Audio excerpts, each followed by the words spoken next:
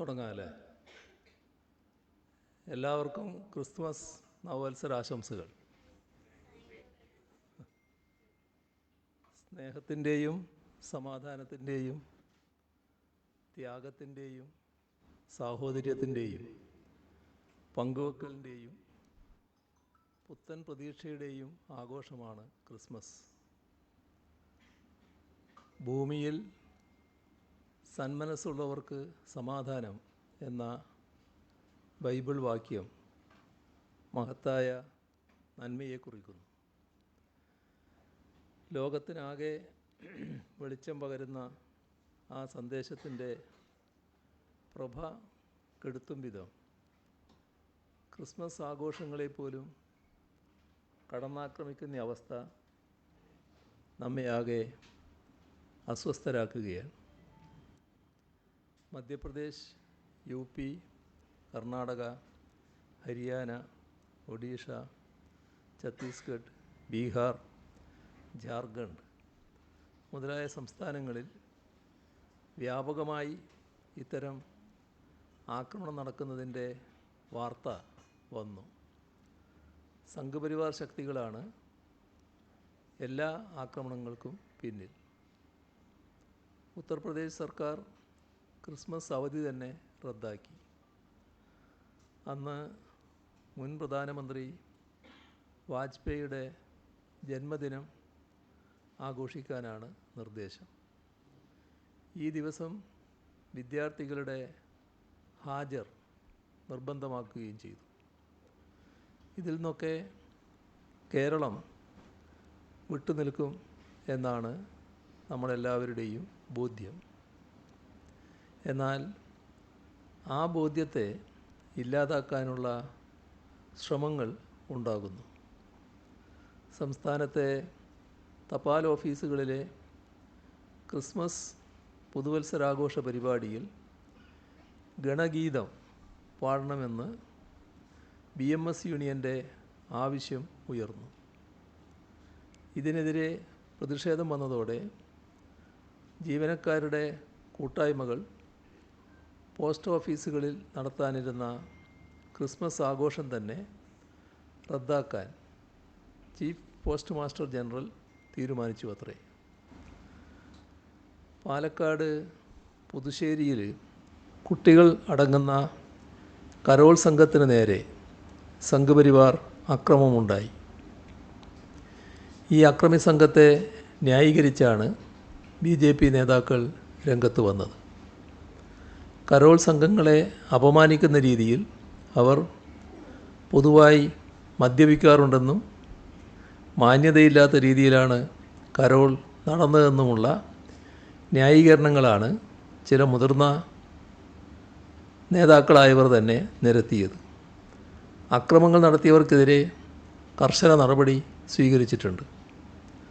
ചില സ്വകാര്യ സ്കൂളുകളിൽ ക്രിസ്മസ് ആഘോഷങ്ങൾ നടത്തുന്നതിനെതിരെ RSS അനുകൂല സംഘടനകളിൽ നിന്ന് സമ്മർദ്ദവും ഭീഷണിയും ഉണ്ടാകുന്നതായി റിപ്പോർട്ടുകളുണ്ടായിരുന്നു. ചില സ്കൂളുകൾ ആഘോഷങ്ങൾ ഒഴിവാക്കി വിദ്യാർത്ഥികളിൽ നിന്ന് വാങ്ങിയ പണം തിരികെ നൽകുകയും ചെയ്തിട്ടുണ്ട്. ഇത്തരം സംഭവങ്ങളെക്കുറിച്ച് അടിയന്തര അന്വേഷണം നടത്താൻ സർക്കാർ ഉത്തരവിട്ടിട്ടുണ്ട്. ആഘോഷങ്ങൾ നടത്തുന്നവർക്കെതിരെയും മതപരമായ വിവേചനം കാട്ടുന്ന സ്കൂളുകൾക്കെതിരെയും കർശന നടപടിയുണ്ടാകും എന്ന് മുന്നറിയിപ്പും നൽകിയിട്ടുണ്ട്. കേരളത്തിൽ ഇത്തരം ശക്തികൾ തലപൊക്കുന്നു എന്നത് ഗൗരവമായാണ് കാണുന്നത്. ഭരണഘടന അനുവദിച്ച് നൽകുന്ന മൗലികാവകാശങ്ങൾക്കെതിരെയുള്ള ഒരു കടന്നുകയറ്റത്തെയും അംഗീകരിക്കാൻ കഴിയില്ല. രാജ്യത്തിൻ്റെ ബഹുസ്വരതയോടും സഹവർത്തിത്വത്തോടും വിപ്രതിപത്തി വെച്ച് പുലർത്തുന്ന കൂട്ടരാണ് സംഘപരിവാർ. കഴിഞ്ഞ വർഷം ഇതേ സമയത്ത് ക്രിസ്മസിന് കേക്കും കൊണ്ട് ക്രൈസ്തവ ഭവനങ്ങളിലും ആരാധനാലയങ്ങളിലും സന്ദർശനം നടത്തിയവരാണ് ഇപ്പോൾ ക്രിസ്മസ് കരോൾ സംഘത്തെ ആക്രമിക്കാൻ തയ്യാറാകുന്നത്. 2025 ഏപ്രിൽ 4-ന് RSSൻ്റെ മുഖപത്രമായ ഓർഗനൈസറിൽ ക്രിസ്ത്യൻ സഭകളുടെ സ്വത്തിനെ പരാമർശിച്ചുള്ള ലേഖനം പ്രത്യക്ഷപ്പെട്ടതും RSSൻ്റെ ഉള്ളിലിരിപ്പ് കാട്ടിത്തന്ന സംഭവമായിരുന്നു. അപരമത വിദ്വേഷം പടർത്തി മതനിരപേക്ഷതയെ കളങ്കപ്പെടുത്തുന്ന സംഘപരിവാർ ശ്രമങ്ങളെ നമ്മുടെ നാട് ഒരു തരത്തിലും അംഗീകരിക്കില്ല. ഇത് ആവർത്തിച്ച് പറയേണ്ട സന്ദർഭം കൂടിയാണ് ഈ ക്രിസ്മസ് പുതുവത്സര വേള.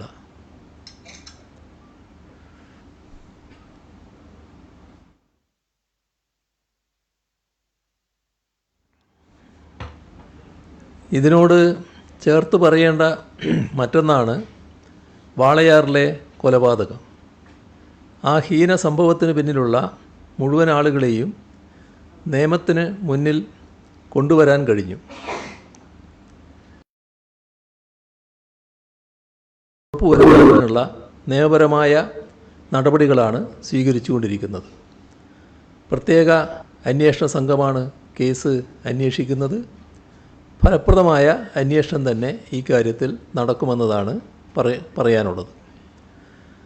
അപരവിദ്വേഷത്തിൻ്റെ ആശയങ്ങളിൽ പ്രചോദിതരായ ഒരു സംഘം ആളുകളാണ് പാലക്കാട് വാളയാറിൽ ഛത്തീസ്ഗഡ് ബിലാസ്പൂർ സ്വദേശി രാംനാരായൺ ബാഗേലിനെ കൊലപ്പെടുത്തിയത്. പ്രതികളിൽ ചിലർ ക്രിമിനൽ പശ്ചാത്തലവും വർഗീയ മനസ്ഥിതിയുമുള്ളവരാണ്. ഉത്തരേന്ത്യൻ സംസ്ഥാനങ്ങളിൽ സംഘപരിവാർ നടത്തി വിജയിപ്പിച്ച ആൾക്കൂട്ട ഹിംസയെ കേരളത്തിലേക്ക് പറിച്ചു നടാൻ ശ്രമിക്കുകയാണ്. കേരളം അതിന് പറ്റുന്ന മണ്ണല്ല എന്ന് തെളിയിച്ചു കൊടുക്കാനുള്ള ഉത്തരവാദിത്വമാണ് നമുക്ക് ഏറ്റെടുക്കാനുള്ളത്. ബംഗ്ലാദേശി കുടിയേറ്റക്കാരൻ എന്ന് കൊല്ലപ്പെട്ട ചെറുപ്പക്കാരനെ ചാപ്പകുത്തുകയും ചെയ്തു. ആരെയും കടന്നാക്രമിക്കാൻ ഇത്തരം ചാപ്പകുത്തലുകൾ ആയുധമാക്കുന്നത് ഉത്തരേന്ത്യയിലാണ് നാം മുൻപ് കണ്ടിട്ടുള്ളത്. അത് കേരളത്തിലേക്ക് വ്യാപിപ്പിക്കാമെന്നത് സംഘപരിവാറിൻ്റെ സ്വപ്നമാകാം. രാംനാരായൺ ബാഗേൽ കൊല്ലപ്പെട്ടത് കേരള മനസാക്ഷിയെ ഞെട്ടിച്ച സംഭവമാണ്. കുടുംബത്തെ സംരക്ഷിക്കാനാണ് ആ ചെറുപ്പക്കാരൻ ഛത്തീസ്ഗഡിൽ നിന്ന് ഇവിടെ എത്തിയത്. 2 കുഞ്ഞുങ്ങളും അമ്മയും ഭാര്യയും അടങ്ങുന്ന കുടുംബം. ബാഗേൽ കൊല്ലപ്പെട്ടതോടെ ആശ്രയമില്ലാത്തവരായി. ആ കുടുംബത്തിന് മുഖ്യമന്ത്രിയുടെ ദുരിതാശ്വാസ നിധിയിൽ നിന്ന് 30 ലക്ഷം രൂപ ധനസഹായം അനുവദിക്കാൻ ഇന്ന് ചേർന്ന മന്ത്രിസഭാ യോഗം തീരുമാനിച്ചു. ഭാര്യയ്ക്കും അമ്മയ്ക്കും 5 ലക്ഷം രൂപ വീതവും 2 മക്കൾക്ക് 10 ലക്ഷം രൂപ വീതവുമാണ് നൽകുക. മക്കളുടെ പേരിലുള്ള 20 ലക്ഷം രൂപ സ്ഥിര നിക്ഷേപമായി നൽകും. അതിൽ നിന്ന് ലഭിക്കുന്ന പലിശ മക്കളുടെ കാര്യങ്ങൾക്ക് ഉപയോഗിക്കാൻ അമ്മയ്ക്ക് നൽകാനും തീരുമാനിച്ചു. മറ്റൊരനുഭവവും ഇവിടെ നമ്മൾ നോക്കേണ്ടതാണ്. കഴിഞ്ഞ ദിവസമാണ് നേപ്പാൾ സ്വദേശി ദുർഗാ കാമിനിക്ക് ഹൃദയം മാറ്റിവെക്കൽ ശസ്ത്രക്രിയ എറണാകുളം ജനറൽ ആശുപത്രിയിൽ നടന്നത്. മസ്തിഷ്ക മരണം സംഭവിച്ച ചാത്തന്നൂർ സ്വദേശി ഷിജിയുടെ ഹൃദയമാണ് ദുർഗാ കാമിനിക്ക് നൽകിയത്. നേപ്പാൾ സ്വദേശിക്ക് ഹൃദയം നൽകിയത് ഒരു മലയാളി. അതിന് നേതൃത്വം നൽകിയത് സർക്കാർ ആശുപത്രിയിലെ മലയാളി ഡോക്ടർമാർ. ഹൃദയവുമായി പറന്നത് സർക്കാരിൻ്റെ ഹെലികോപ്റ്റർ. ഹൃദയം മാറ്റിവെക്കേണ്ട വ്യക്തിയുടെ ഭാഷയോ മതമോ ലിംഗമോ രാജ്യമോ നോക്കിയാണോ നമ്മൾ ഇത് ചെയ്തത്? ഇതാണ് കേരളം ഉയർത്തിപ്പിടിക്കുന്ന മഹനീയത, സാഹോദര്യം, മാനവിക മൂല്യം, മാനുഷിക സ്നേഹം. കേരളം അതിൻ്റെ സംസ്കാരം എടുത്തു കാണിക്കുന്ന ഇത്തരം പ്രവൃത്തികൾ ചെയ്യുമ്പോൾ നശീകരണ മനസ്സുള്ളവർ ആ നന്മയെ ഇല്ലാതാക്കാനാണ് ശ്രമിക്കുന്നത്. അത് തിരിച്ചറിഞ്ഞുകൊണ്ടുള്ള ജാഗ്രത കൂടുതൽ ശക്തമാക്കണം എന്നാണ് ആവർത്തിച്ച് ഓർമ്മിപ്പിക്കാനുള്ളത്.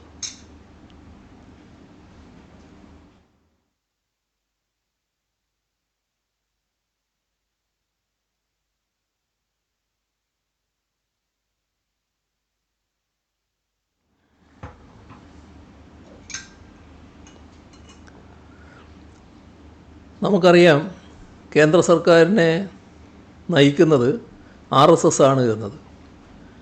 RSSന് ഒരു കാലത്തും കീഴടക്കാൻ പറ്റാത്തതാണ് നമ്മുടെ നാടിൻ്റെ, കേരളത്തിൻ്റെ മതേതര മനസ്സ്.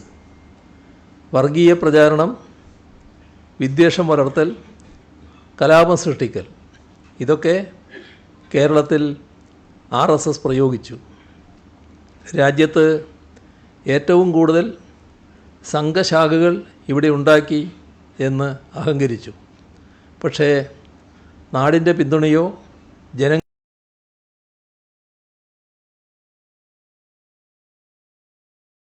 രാജ്യത്തിൻ്റെ മറ്റു പല ഭാഗത്തും സ്വന്തമാക്കി എന്ന് RSS അഹങ്കരിക്കുന്ന വിജയങ്ങളും അവർക്കുണ്ടായില്ല.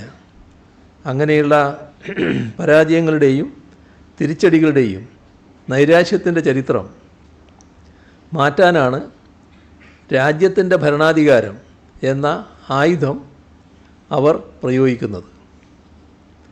ഫെഡറൽ സംവിധാനത്തിൽ ധനകാര്യ ബന്ധങ്ങൾ എങ്ങനെയാകാൻ പാടില്ല എന്നതിൻ്റെ പ്രത്യക്ഷ ഉദാഹരണങ്ങളാണ് കേന്ദ്ര സർക്കാരിൻ്റെ ഓരോ നീക്കവും.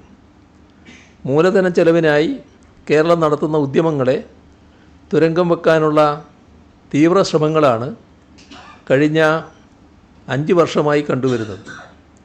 ഇതിലേറ്റവും പ്രധാനമാണ് കിഫ്ബി വായ്പകളെ സംസ്ഥാന വായ്പയായി പരിഗണിച്ചുകൊണ്ട് 2021-22 മുതൽ മുൻകാല പ്രാബല്യത്തോടെ കേരളത്തിൻ്റെ കമ്പോള വായ്പാ പരിധി വെട്ടിക്കുറച്ചത്. ഗ്യാരണ്ടിയും വായ്പയും രണ്ടാണെന്ന് 1999 റിസർവ് ബാങ്ക് തന്നെ വ്യക്തമാക്കിയിട്ടുണ്ട്. ഇതിന് ഘടകവിരുദ്ധമായ സമീപനമാണ് കേന്ദ്ര സർക്കാർ കേരളത്തിൻ്റെ വായ്പാ പരിധിയുടെ കാര്യത്തിൽ എടുത്തിരിക്കുന്നത്. കിഫ്ബിക്ക് നൽകുന്ന ഗ്യാരണ്ടിയെ സംസ്ഥാനത്തിൻ്റെ വായ്പയായി ബോധപൂർവം കണക്കാക്കുന്ന വികലമായ സമീപനത്തിൻ്റെ തുടർച്ചയാണ് ഇപ്പോഴത്തെ വായ്പാ പരിധി വെട്ടിക്കുറവ്. കേന്ദ്ര സർക്കാർ സൃഷ്ടിക്കുന്ന പ്രതിസന്ധികൾ അക്കമിട്ട് നിരത്തി 2025 ഒക്ടോബർ 9 കേന്ദ്ര ധനമന്ത്രി ശ്രീമതി നിർമ്മലാ സീതാരാമന് വിശദമായ ഒരു നിവേദനം സമർപ്പിച്ചിരുന്നു. എന്നാൽ നിഷേധാത്മകമായ നിലപാടാണ് തുറന്നും കേന്ദ്ര സർക്കാരിൻ്റെ ഭാഗത്തു നിന്ന് ഉണ്ടാകുന്നത്. പല അപേക്ഷകളും തീരുമാനമാകാത്ത കേന്ദ്രത്തിൻ്റെ പരിഗണനയിൽ മാത്രമായി അവശേഷിക്കുന്ന അവസ്ഥയാണുള്ളത്. ഒരു വശത്ത് വികസനത്തെക്കുറിച്ച് സംസാരിക്കുകയും മറുവശത്ത് കേരളം പോലുള്ള സംസ്ഥാനങ്ങളെ സാമ്പത്തികമായി തളർത്താൻ ശ്രമിക്കുകയും ചെയ്യുന്ന ഇരട്ടത്താപ്പാണ് കേന്ദ്ര സർക്കാരിൻ്റേത്. സംസ്ഥാനത്തിൻ്റെ തനതു വരുമാനത്തിലും വിഭവ സമാഹരണത്തിലും വൻപിച്ച കുതിപ്പുണ്ടാക്കാൻ കഴിഞ്ഞ 8 വർഷങ്ങൾ കൊണ്ട് LDF സർക്കാരിന് സാധിച്ചിട്ടുണ്ട്. 2021 മാർച്ചിൽ 47,000 കോടി രൂപയായിരുന്ന തനത് നികുതി വരുമാനം ഇപ്പോൾ ഏകദേശം 80,000 കോടി രൂപയായി വർദ്ധിപ്പിച്ചു. ഇത് കേവലമൊരു നേട്ടമല്ല, മറിച്ച് ചിട്ടയായ ധനമാനേജ്മെൻറ്റിൻ്റെ ഫലമാണ്. എന്നാൽ നമ്മൾ ഇത്രയും കഷ്ടപ്പെട്ട് നേടിയെടുത്ത പുരോഗതിയെ അപ്രസക്തമാക്കും വിധം അർഹമായ വിഹിതം നിഷേധിച്ചും കടമെടുപ്പ് പരിധി വെട്ടിക്കുറച്ചും കേരളത്തെ വരിഞ്ഞു മുറുക്കാനാണ് ശ്രമിക്കുന്നത്. സംസ്ഥാനം ഉന്നയിച്ച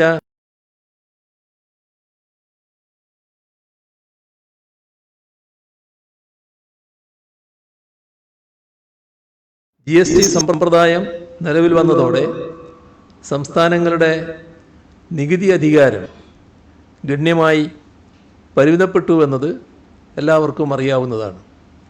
എന്നാൽ GST നിരക്കുകളിൽ വരുത്തപ്പെട്ട മാറ്റങ്ങൾ, റേറ്റ് റേഷണലൈസേഷൻ, ഇതുമൂലം വരാനിരിക്കുന്ന സാമ്പത്തിക വർഷത്തിൽ മാത്രം ഏകദേശം 8,000 കോടി രൂപയുടെ വരുമാന നഷ്ടമാണ് കേരളത്തിന് ഉണ്ടാകാൻ പോകുന്നത്.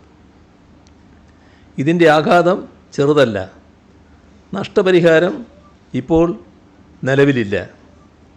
ഇതിനു പുറമെ അന്താരാഷ്ട്ര വ്യാപാര രംഗത്തുണ്ടായ തിരിച്ചടികൾ, പ്രത്യേകിച്ച് അമേരിക്ക ഏർപ്പെടുത്തിയ ഇറക്കുമതി നിയന്ത്രണങ്ങൾ നമ്മുടെ കയറ്റുമതി മേഖലയെ വലിയ തോതിലാണ് ബാധിച്ചിട്ടുള്ളത്.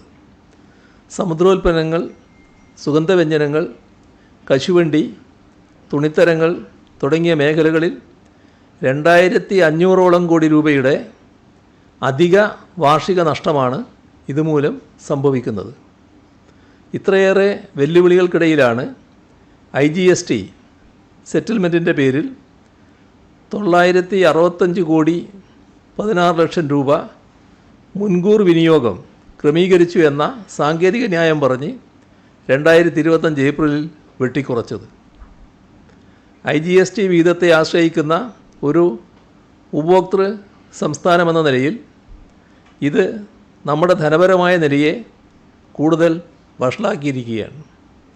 കേന്ദ്രം നടത്തുന്ന ഈ ഏകപക്ഷീയമായ തിരിച്ചുപിടിക്കലുകൾ സംസ്ഥാനത്തിൻ്റെ ബജറ്റ് ആസൂത്രണത്തെ തന്നെ തകിടം മറിക്കുന്നതുമാണ്. കേന്ദ്ര വിഹിതത്തിലുണ്ടാകുന്ന വിവേചനം കണക്കുകൾ പരിശോധിച്ചാൽ ബോധ്യമാകും. 11ാം ധനകാര്യ കമ്മീഷൻ കാലയളവിൽ 3.05% കേരളത്തിൻ്റെ വിഹിതം.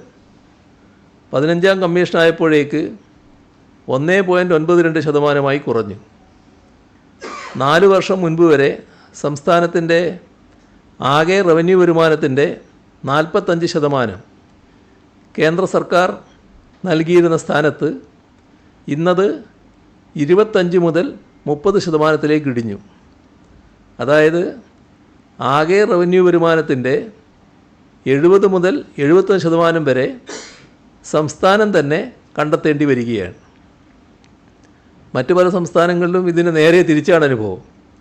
ചുരുക്കത്തിൽ കേരളം കൈവരിച്ച നേട്ടങ്ങളെ നമുക്ക് ലഭിക്കേണ്ട സഹായങ്ങൾ നിഷേധിക്കാനുള്ള കാരണമായി കേന്ദ്രം മാറ്റുകയാണ്. ഭരണഘടനയുടെ 293(3) വകുപ്പിനെ കേന്ദ്ര സർക്കാർ ഇന്ന് കേരളത്തിനെതിരായ ഒരു രാഷ്ട്രീയ ആയുധമായാണ് ഉപയോഗിക്കുന്നത്. കിഫ്ബി, സോഷ്യൽ സെക്യൂരിറ്റി പെൻഷൻ തുടങ്ങിയ ഏജൻസികൾ വികസന പ്രവർത്തനങ്ങൾക്കായി സമാഹരിച്ച തുകയെ സംസ്ഥാനത്തിൻ്റെ പൊതുകടമായി കണക്കാക്കുന്ന വിചിത്രമായ വാദമാണ് കേന്ദ്രം ഉയർത്തുന്നത്. നാഷണൽ ഹൈവേ അതോറിറ്റിയുടെ 3,40,000 കോടി രൂപയുടെ കടം കേന്ദ്രത്തിൻ്റെ കടത്തിൽ കൂട്ടില്ലെന്ന് പറയുന്ന അതേ കേന്ദ്ര സർക്കാർ തന്നെയാണ് കേരളത്തിൻ്റെ വികസനത്തിന് അത്യന്താപേക്ഷിതമായ കിഫ്ബിയുടെ വായ്പയുടെ പേരിൽ നമ്മളെ വരിഞ്ഞു മുറുക്കുന്നത്. 2025-26 വർഷത്തിൽ മാത്രം 14,358 കോടി രൂപയാണ് നമ്മുടെ വായ്പാ പരിധിയിൽ നിന്നും കേന്ദ്രം ഇത്തരത്തിൽ വെട്ടിക്കുറച്ചിരിക്കുന്നത്. ഇതിൽ കിഫ്ബി പെൻഷൻ കമ്പനി വായ്പകളുടെ പേരിൽ കിഴിവ് ചെയ്ത 4,711 കോടിയുടെ അവസാന ഗഡുവും ഉൾപ്പെടുന്നു. ഇത്തരം നടപടികൾ സംസ്ഥാനത്തിൻ്റെ മൊത്തം വായ്പാ സാധ്യതയെ ഗണ്യമായി പരിമിതപ്പെടുത്തി. മറ്റൊരു പ്രധാന വിഷയം ഗ്യാരണ്ടി റിഡംഷൻ ഫണ്ടുമായി ബന്ധപ്പെട്ടതാണ്. കേരളം ഇതിനകം തന്നെ ഈ ഫണ്ട് രൂപീകരിക്കുകയും 250 കോടി രൂപ നിക്ഷേപിക്കുകയും ചെയ്തിട്ടുണ്ട്. എന്നിട്ടും അതിൽ അശാസ്ത്രീയമായ മാനദണ്ഡങ്ങൾ അടിച്ചേൽപ്പിക്കുകയും കുടിശ്ശിക ആരോപിക്കുകയും ചെയ്ത് 3,323 കോടി രൂപ കൂടി ഈ വർഷത്തെ വായ്പാ പരിധിയിൽ നിന്നും വെട്ടിക്കുറച്ചു. റിസർവ് ബാങ്ക് 5 വർഷത്തെ കാലാവധി നൽകിയൊരു കാര്യത്തിന് ഇത്തരമൊരു വെട്ടിക്കുറക്കൽ നടത്തിയത് കേരളത്തിൻ്റെ വികസന മാതൃകയെ തകർക്കുക എന്ന രാഷ്ട്രീയ ലക്ഷ്യം മുൻനിർത്തി മാത്രമാണ്. CAG റിപ്പോർട്ട് ചൂണ്ടിക്കാട്ടി SPVകളുടെ ഓഫ് ബജറ്റ് വായ്പകളുടെ പേരിൽ 5,944 കോടി രൂപ കൂടി അധികമായി വെട്ടിക്കുറക്കാനുള്ള നീക്കവും ഇതേ ഗണത്തിൽപ്പെടുന്നതാണ്. ഈ സാമ്പത്തിക വർഷത്തിൻ്റെ അവസാന പാദത്തിലേക്ക് വായ്പയെടുക്കുന്നതിനായി 12,516 കോടി രൂപക്കാണ് അപേക്ഷ നൽകിയത്. പക്ഷേ അതിൽ നിന്നും വെറും 5636 കോടി രൂപയ്ക്ക് മാത്രമാണ് കേന്ദ്രം അനുമതി നൽകിയത്. ഇത് സ്ഥിതി എത്രത്തോളം ഗുരുതരമാണ് എന്ന് വെളിപ്പെടുത്തുന്നതാണ്. ദേശീയപാത വികസനത്തിൽ കേരളം കാണിച്ച മാതൃകാപരമായ സമീപനത്തോടുള്ള കേന്ദ്രത്തിൻ്റെ പ്രതികരണം എന്താണ് എന്നും ഈ ഘട്ടത്തിൽ ഓർക്കുന്നത് നല്ലതാണ്.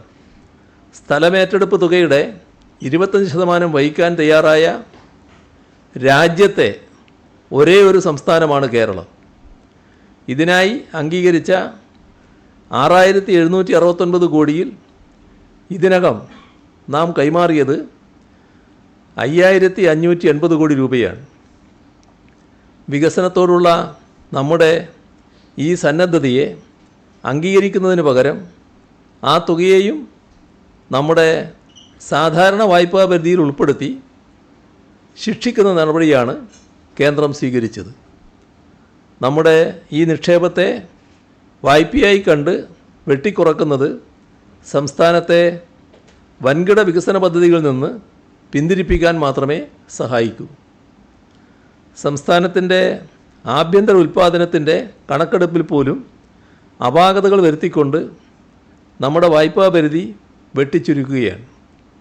15ാം ധനകാര്യ കമ്മീഷൻ നിർദ്ദേശിച്ച ശാസ്ത്രീയമായ മാനദണ്ഡങ്ങൾ ലംഘിച്ചുകൊണ്ട് കേന്ദ്ര ധനകാര്യ മന്ത്രാലയം നടത്തുന്ന ഈ കണക്കെടുപ്പിലൂടെ 4250 കോടി രൂപയുടെ അധിക വായ്പയ്ക്കുള്ള അർഹത കേരളത്തിന് നിഷേധിക്കപ്പെടുകയാണ്.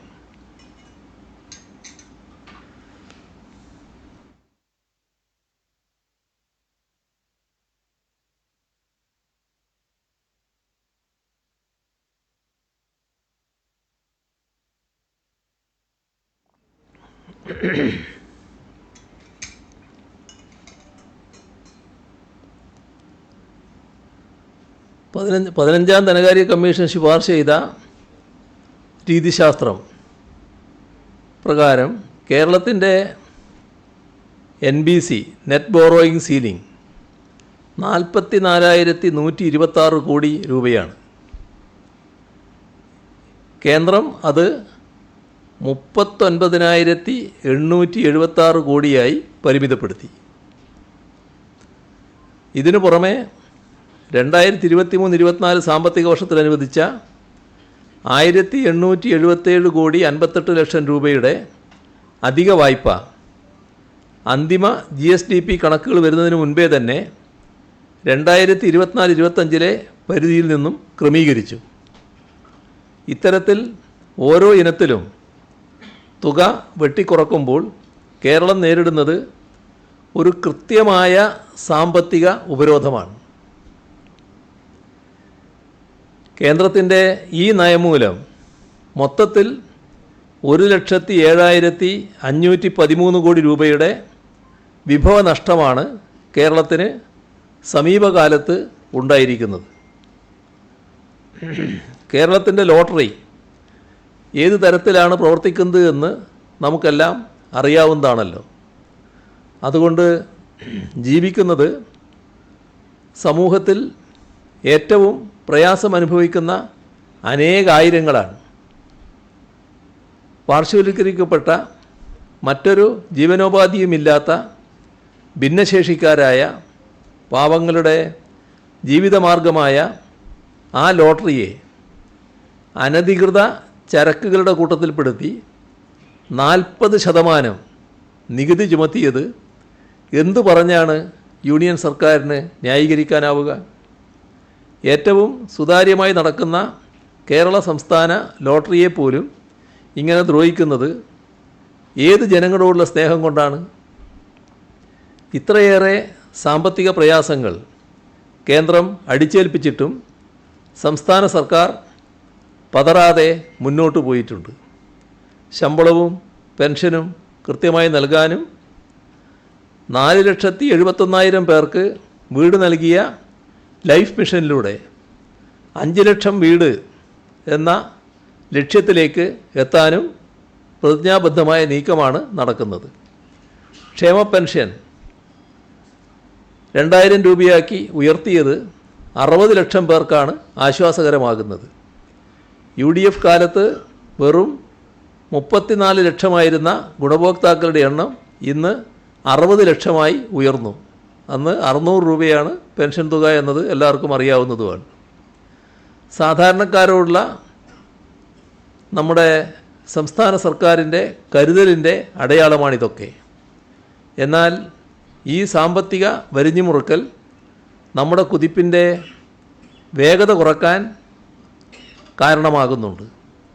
അർഹമായ പണം കേന്ദ്രം തടഞ്ഞു വെക്കുന്നത് മൂലം നമ്മുടെ ആശുപത്രികൾ, സ്കൂളുകൾ, ഇതിലെല്ലാമുള്ള വികസന പ്രവർത്തനങ്ങൾക്കും റോഡ് നവീകരണത്തിനുമെല്ലാം തടസ്സങ്ങൾ സൃഷ്ടിക്കപ്പെടുകയാണ്. ഈ അനീതിക്കെതിരെ കേരളത്തിൻ്റെ ശബ്ദം ഒന്നിച്ച് ഉയരേണ്ടതുണ്ട്.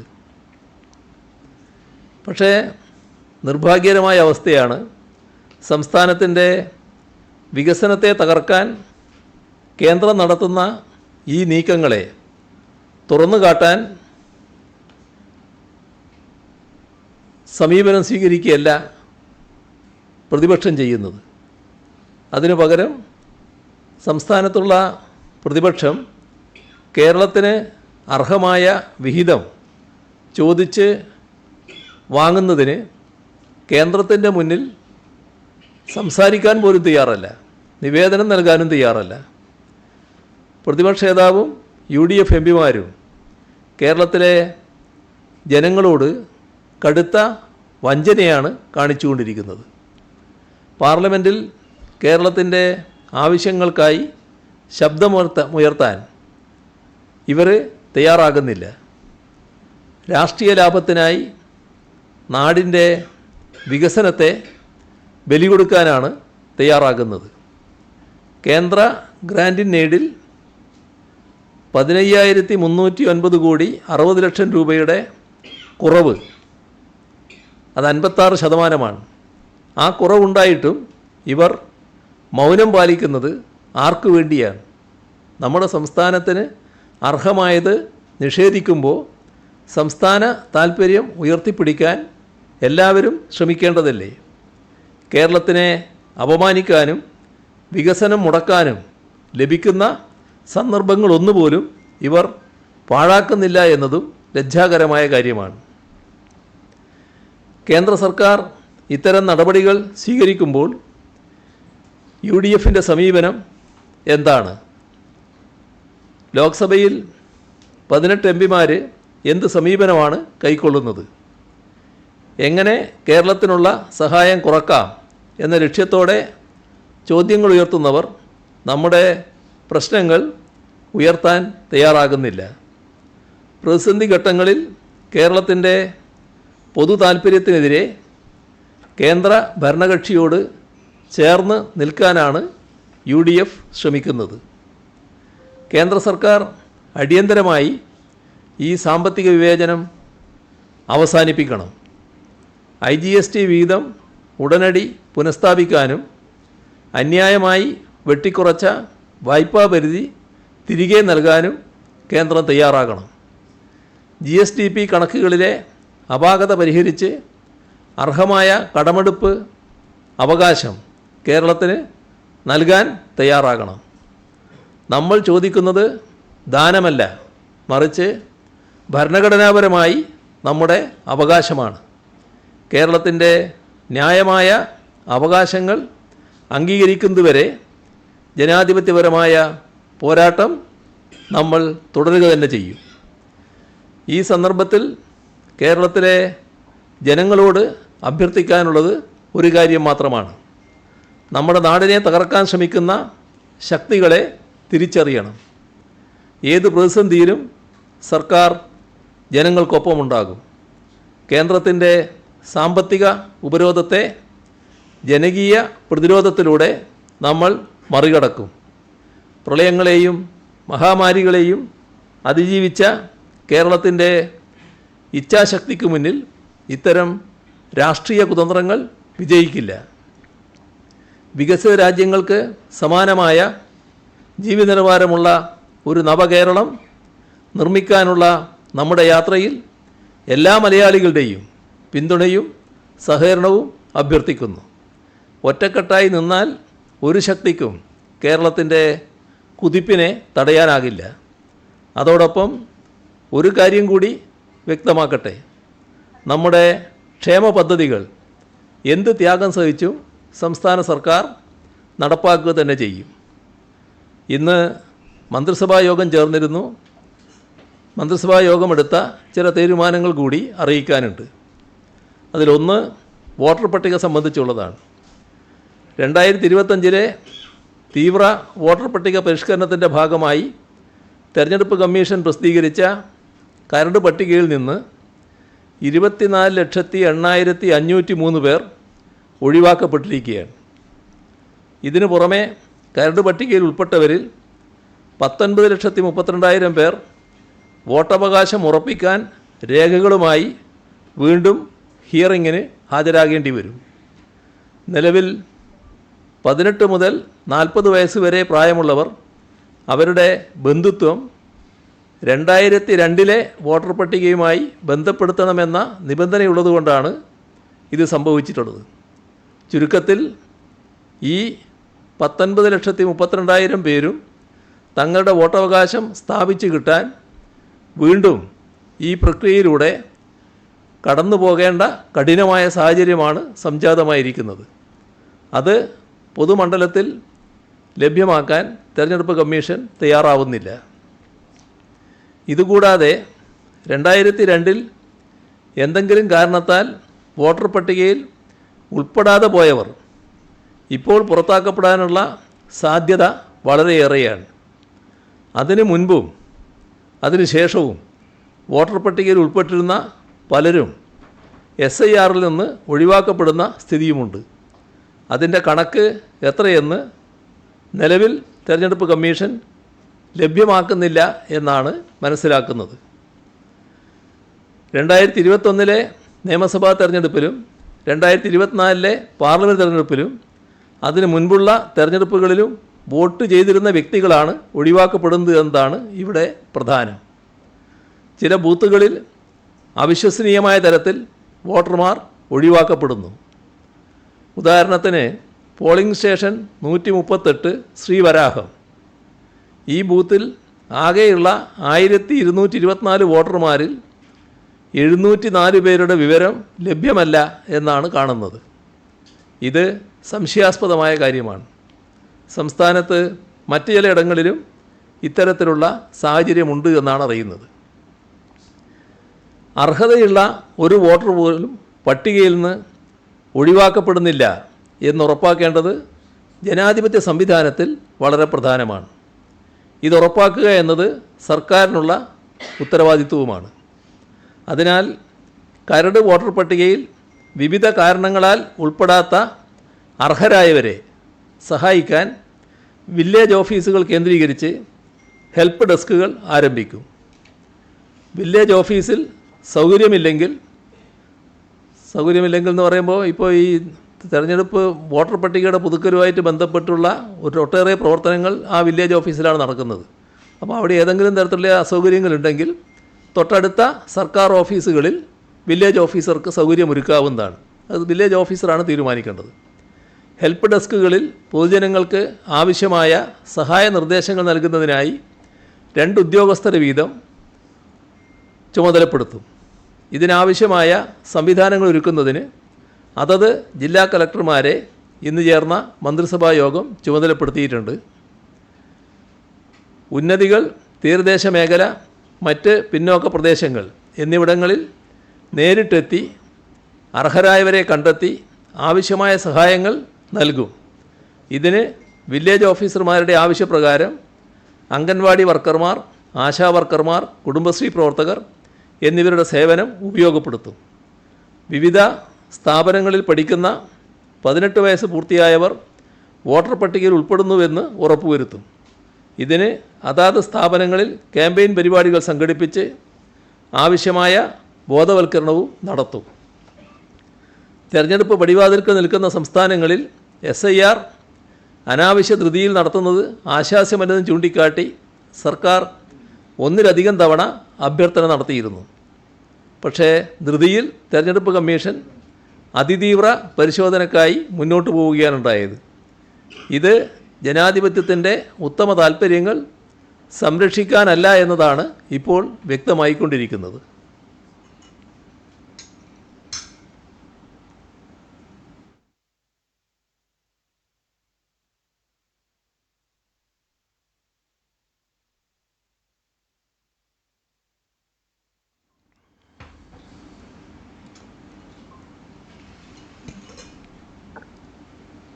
മറ്റൊരു പ്രശ്നം, നമ്മുടെ രാജ്യത്തുള്ള പൊതുവായ അവസ്ഥ, സ്വന്തം അസ്തിത്വം തെളിയിക്കാൻ ജനങ്ങൾ പ്രയാസമനുഭവിക്കുന്ന ദുരവസ്ഥ, അത് വലിയ തോതിൽ ആശങ്കാജനകമായി രാജ്യത്തുയർന്നു വന്നിരിക്കുകയാണ്.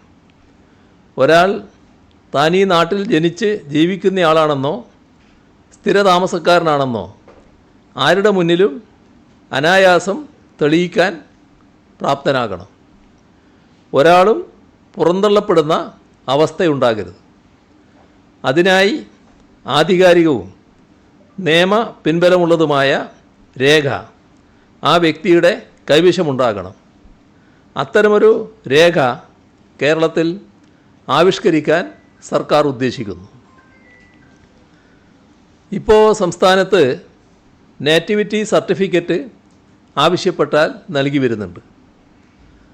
അതിന് പകരം ഫോട്ടോ പതിപ്പിച്ച സ്ഥിരം നേറ്റിവിറ്റി കാർഡ് നൽകുന്നതിനാണ് മന്ത്രിസഭാ യോഗം തത്വത്തിൽ അംഗീകരിച്ചിട്ടുള്ളത്.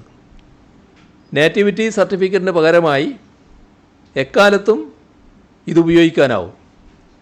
അതോടൊപ്പം തന്നെ സംസ്ഥാന സർക്കാരുമായി ബന്ധപ്പെട്ട സേവനങ്ങൾക്കും മറ്റ് സാമൂഹ്യ ആവശ്യങ്ങൾക്കും ഉപയോഗപ്പെടുത്തക്ക വിധമുള്ള നിയമ പിൻബലത്തോടു കൂടിയ ആധികാരിക രേഖയായി ഈ കാർഡ് നൽകാനാണ് ഉദ്ദേശിക്കുന്നത്.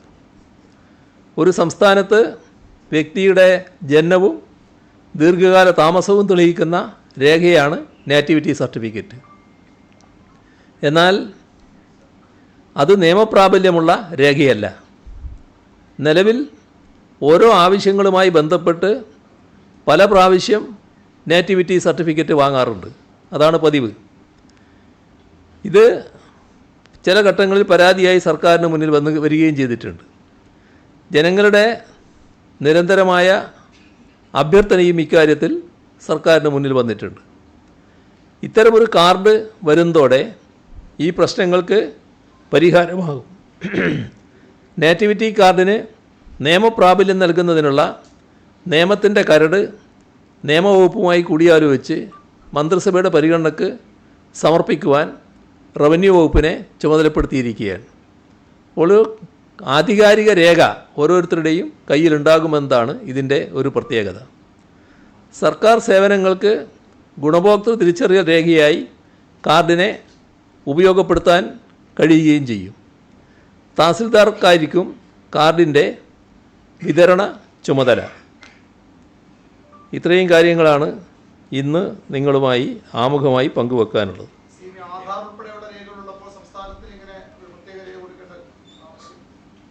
ഇതെല്ലാം വെച്ചുകൊണ്ടും നാട്ടിൽ ഭീതി നിലനിൽക്കുകയാണല്ലോ. അങ്ങനെ ഒരു ഭീതി നിലനിൽക്കുമ്പോൾ ഭാരതീയനാണ് കേരളീയനാണ് എന്ന് സ്ഥാപിക്കാനുള്ള ഒരു രേഖയായിട്ടാണ് ഇത് മാറുക. അപ്പോൾ ഇതിനാവശ്യമില്ല. ഇത് സാധാരണഗതിയിൽ നേറ്റിവിറ്റി സർട്ടിഫിക്കറ്റ് നമ്മളിപ്പോൾ കൊടുക്കുന്നുണ്ടല്ലോ. ആ നേറ്റിവിറ്റി സർട്ടിഫിക്കറ്റിന് പകരമുള്ള ഒരു നേറ്റിവിറ്റി കാർഡായിട്ടാണ് വരിക. അപ്പോൾ ഏതൊരാൾക്കും ഞാൻ ഈ കേരളത്തിൽ ജീവിക്കുന്നയാളാണ്, കേരളീയനാണ് എന്ന് കാണിക്കാൻ ഈ രേഖ ഒരു സാക്ഷ്യപത്രമായിരിക്കും. അതാണ് അതുകൊണ്ട് ഉദ്ദേശിക്കുന്നത്. എല്ലാവരെയും ഉൾക്കൊള്ളുക എന്നുള്ളതാണ് ഇതുകൊണ്ട് ഉദ്ദേശിക്കുന്ന കാര്യം.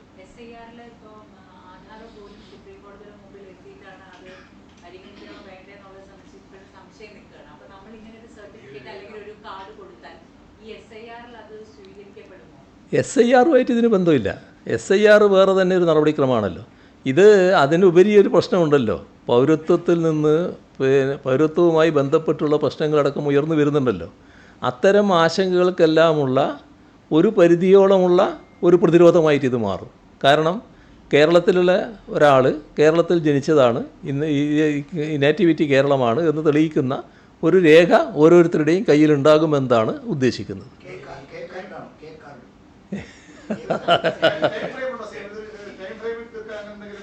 അല്ല, ഇതിൻ്റെ വശങ്ങൾ ഈ ബന്ധപ്പെട്ട വകുപ്പുകൾ റവന്യൂ വകുപ്പ് നിയമവകുപ്പുമായിട്ട് ആലോചിച്ചിട്ട് കൊണ്ടുവരണമെന്നാണ് കണ്ടിട്ടുള്ളത്.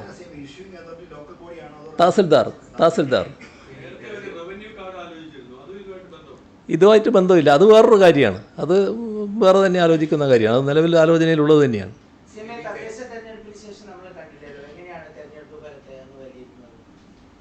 തദ്ദേശ തെരഞ്ഞെടുപ്പിൻ്റെ ഫലം വന്നല്ലോ. അത് പിന്നെ സാധാരണഗതിയിൽ നമ്മൾ പ്രതീക്ഷിച്ച ഫലമല്ല ഉണ്ടായത്. അതിൻ്റെ കാര്യങ്ങൾ വിശദമായി പരിശോധിക്കുകയും എന്തെങ്കിലും തിരുത്തലുകൾ വരുത്തേണ്ടതുണ്ടെങ്കിൽ തിരുത്തലുകൾ വരുത്തുക എന്നുള്ള നിലപാട് തന്നെയാണ് പൊതുവിൽ സ്വീകരിച്ചു പോകുന്നത്. യഥാർത്ഥത്തിൽ പല കാര്യങ്ങൾ അതുമായി ബന്ധപ്പെട്ടുണ്ട്. ആ എല്ലാ വശങ്ങളും പരിശോധിക്കുക എന്നത് തന്നെയാണ് പൊതുവെ LDF എന്ന തലത്തിൽ തന്നെ കണ്ടിട്ടുള്ളത്. ആ വിശദമായ പരിശോധന ഇപ്പോൾ നടന്നുകൊണ്ടിരിക്കുകയാണ്.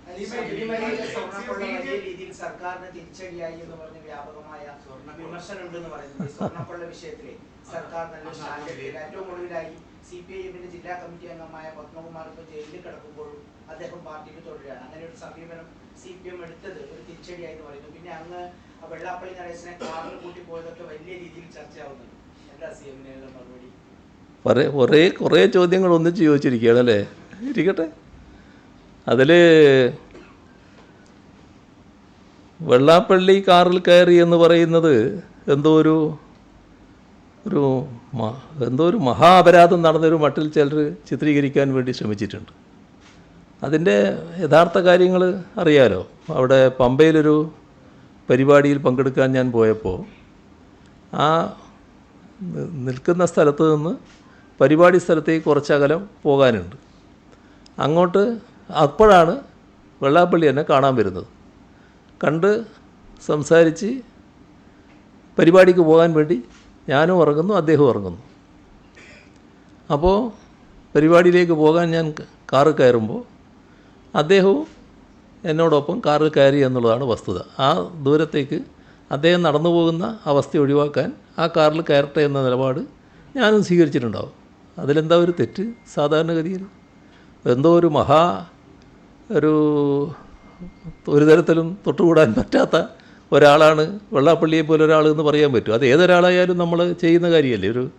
പ്രത്യേകിച്ച് ഒരേ പ്രായക്കാർ, ഒരേക്കാളും കുറച്ച് പ്രായമുള്ള ആൾ അങ്ങനെയൊക്കെ വരുമ്പോൾ നമ്മൾ അത്തരം ആളുകളെ ആദരിക്കാൻ ചിലപ്പോൾ തയ്യാറാവില്ലേ. അതിനകത്ത് എന്താ വേറൊരു അപാകതയുള്ളത്? അതിലേതെങ്കിലും ഒരു അപാകത ഞാൻ കാണുന്നില്ല. പക്ഷേ വലിയ തോതിൽ തെറ്റായി അതിനെ ചിത്രീകരിക്കാനുള്ള ശ്രമങ്ങൾ നടന്നു എന്നുള്ളത് വസ്തുതയാണ്. അത് പലപ്പോഴും ഉണ്ടാകാറുണ്ടല്ലോ. അതാണ് അതുമായി ബന്ധപ്പെട്ട് പറയാനുള്ളത്. ശബരിമലയുമായി ബന്ധപ്പെട്ട് കാര്യങ്ങളെടുത്താൽ അത് വലിയ തോതിൽ പ്രചരണത്തിന് വേണ്ടി ഉപയോഗിച്ചു എന്നുള്ളത് വസ്തുതയാണ്. ആ പ്രചരണം BJP നടത്തിയിട്ടുണ്ട്, കോൺഗ്രസും UDF നടത്തിയിട്ടുണ്ട്. ഇവരാരാണ് കൂടുതൽ നടത്തിയതെന്ന് മാത്രമേ പരിശോധിച്ച് നോക്കേണ്ടതായിട്ടുള്ളൂ. അതിനെ ഒരു പ്രത്യേക രീതിയിൽ ഉയർത്തുന്നതിനാണ് അവർ ശ്രമിച്ചത്. പക്ഷേ ഇതിൽ വ്യക്തമാകേണ്ട കാര്യം ഇതിനോട് സംസ്ഥാന സർക്കാർ സ്വീകരിച്ച സമീപനമാണ്. സംസ്ഥാന സർക്കാരിന് ഇക്കാര്യത്തിൽ ഒരു തരത്തിലുള്ള ആശയക്കുഴപ്പവും ഉണ്ടായിരുന്നില്ല. ഏതെങ്കിലും തരത്തിലുള്ള തട്ടിപ്പുകൾ നടന്നാൽ അതെവിടെയായാലും ആ തട്ടിപ്പുകൾക്കെതിരെ ശക്തമായ നിലപാട് സ്വീകരിക്കുക എന്നുള്ളതാണ് സർക്കാരിൻ്റെ പൊതുവായ നിലപാട്. ഇവിടെയും അതുതന്നെയാണ് ഉണ്ടായത്. അപ്പോൾ ഈ കാര്യത്തിൽ പ്രത്യേക അന്വേഷക സംഘം വരിക എന്നതിനോട് സംസ്ഥാന സർക്കാരിനും പൂർണ്ണ യോജിപ്പാണ് ഉണ്ടായിരുന്നത്. ഹൈക്കോടതി പ്രത്യേക അന്വേഷക സംഘത്തെ നിയോഗിക്കുന്ന നിലയുണ്ടായപ്പോൾ അതിനെ പൂർണ്ണമായി പിന്താങ്ങുന്ന അവസ്ഥയാണ് സർക്കാർ സ്വീകരിച്ചത്. ആ പ്രത്യേക അന്വേഷക സംഘം ഫലപ്രദമായ നടപടികളാണ് സ്വീകരിച്ചു വരുന്നത്. പക്ഷേ ഈ പ്രത്യേക അന്വേഷക സംഘം വന്ന ഉടനെ തന്നെ അത് ശരിയാവില്ല, ആ അന്വേഷക സംഘം അന്വേഷിച്ചാൽ പോരാ, അത് CBIക്ക് വിടണം എന്നൊക്കെ പറഞ്ഞുകൊണ്ട് ചിലരെന്ന് പറഞ്ഞാൽ പ്രത്യേകമായി UDF നേതാക്കൾ, കോൺഗ്രസ് നേതാക്കൾ ആവശ്യം ഉന്നയിക്കുന്ന സ്ഥിതി വന്നു. പക്ഷേ നമ്മുടെ അനുഭവം എന്താണ്? വളരെ ഫലപ്രദമായി ആ അന്വേഷക സംഘം പ്രവർത്തിച്ചു എന്നുള്ളത് തന്നെയാണ്. അവർ കൃത്യമായി കാര്യങ്ങൾ കണ്ടെത്തിയിട്ടുണ്ട്. അതിൻ്റെ ഭാഗമായുള്ള നടപടികൾ സ്വീകരിച്ചു പോകുന്നുണ്ട്. അത് നമ്മുടെ അന്വേഷണം ഇനിയും അതിൻ്റെ വഴിക്ക് മുന്നേറട്ടെ എന്നുള്ളത് തന്നെയാണ് സർക്കാരിൻ്റെ കാഴ്ചപ്പാട്. ഇത് പൊതുവെ ജനസമൂഹം നല്ല രീതിയിലാണ് വിലയിരുത്തിയിട്ടുള്ളത്. ഇപ്പോൾ സാധാരണഗതിയിൽ ഇത് ഏറ്റവും കൂടുതൽ പത്തനംതിട്ടയിൽ ആണല്ലോ ബാധിക്കേണ്ടത്. അതിൽ പന്തളം നമുക്കെല്ലാവർക്കും അറിയാവുന്ന പ്രദേശമാണല്ലോ. ശബരിമലയുമായും ബന്ധപ്പെട്ട ഒരു സ്ഥലപ്പേരാണല്ലോ പന്തളം. ആ പന്തളത്തെ നഗരസഭ തദ്ദേശ സ്വയംഭരണ സ്ഥാപനം നേരത്തെ BJPയുടെ കയ്യിലായിരുന്നു. ഇത്തവണ BJPക്ക് നഷ്ടപ്പെട്ടു. ഈ ശബരിമലയുടെ പ്രത്യേക എന്തെങ്കിലും LDFനെതിരായ സ്വാധീനം ഉണ്ടായിരുന്നുവെങ്കിൽ ഈ പന്തളത്ത് BJPയുടെ നില ഗണ്യമായി കുതിച്ചുയരേണ്ടതായിരുന്നില്ലേ? അതുണ്ടായില്ലല്ലോ.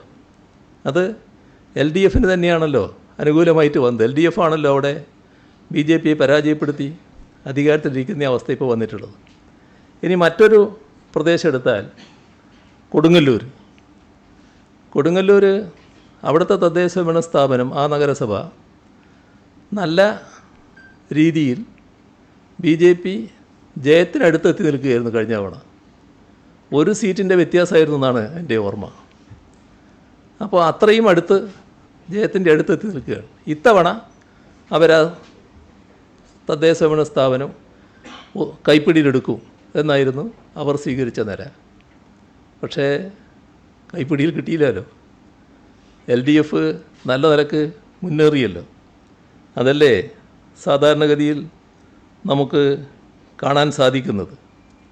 അപ്പോൾ നമ്മുടെ സംസ്ഥാനത്ത് ഏതെങ്കിലും തരത്തിൽ ഈ പറയുന്ന പ്രത്യേക പ്രശ്നം വല്ലാതെ LDFനെ ബാധിച്ചു എന്ന് കാണാൻ നമുക്ക് കഴിയില്ല. അതാണ് കാണേണ്ടത്. മറ്റൊട്ടേറെ തദ്ദേശ സ്വയംഭരണ സ്ഥാപനങ്ങൾ BJPയുടെ കയ്യിലുണ്ടായിരുന്ന തദ്ദേശ സ്ഥാപനങ്ങൾ ഇപ്പോൾ LDF ആണ് അവിടെ ഭരിക്കുന്നത്. LDFനാണ് ഭൂരിപക്ഷം കിട്ടിയിട്ടുള്ളത്. അപ്പോൾ നമ്മുടെ സംസ്ഥാനത്തുണ്ടായിട്ടുള്ള പൊതുവായ സ്ഥിതി ഇതാണെന്ന് കാണണം. എന്നാൽ പ്രധാന പ്രതിപക്ഷമായി കോൺഗ്രസ് നിന്ന ഒരു തദ്ദേശ സ്വയംഭരണ സ്ഥാപനം, അതാണ് പാലക്കാട്. BJP ആയിരുന്നു നേരത്തെ അവിടെ, കോൺഗ്രസ്സാണ് പ്രധാന പ്രതിപക്ഷം. അവിടെ ഇത്തവണയും BJPക്ക് തന്നെ ജയിച്ചു വരാൻ കഴിഞ്ഞിരിക്കുന്നു. കോൺഗ്രസ്സിന് അവിടെ ഈ പൊതു അന്തരീക്ഷം ഉണ്ടായിട്ടും മുന്നേറാൻ പറ്റിയിട്ടില്ല. അപ്പോൾ നമ്മുടെ സംസ്ഥാനത്ത് BJPയെ നേരിടുന്നതിൽ ഫലപ്രദമായി പ്രവർത്തിക്കുന്നത് LDF ആണ് എന്നാണല്ലോ ഇതൊക്കെ കാണിക്കുന്നത്. നല്ല രീതിയിൽ BJPയെ സംസ്ഥാനത്താകെ അവർ കൈവശം വെച്ചിരുന്ന തദ്ദേശ സ്വയംഭരണ സ്ഥാപനങ്ങളിൽ പരാജയപ്പെടുത്താൻ LDFന് കഴിഞ്ഞിരിക്കുന്നു. അത് വെച്ച് നമുക്ക് ഏതെങ്കിലും തരത്തിൽ ഒരു പ്രത്യേക നിഗമനത്തിലെത്താൻ കഴിയില്ല. ഇത് ശബരിമലയുടെ ഒരു പ്രതികരണത്തിൻ്റെ ഭാഗമായിട്ടാണ് ഇങ്ങനെയെല്ലാം സംഭവിച്ചത് എന്ന നില കാണാൻ കഴിയില്ല. വ്യത്യസ്ത കാരണങ്ങളുണ്ടാവും. അതും ചിലപ്പോൾ ഒരു കാരണമായിട്ട് കാണാൻ സാധിച്ചേക്കും ചിലയിടങ്ങളിൽ.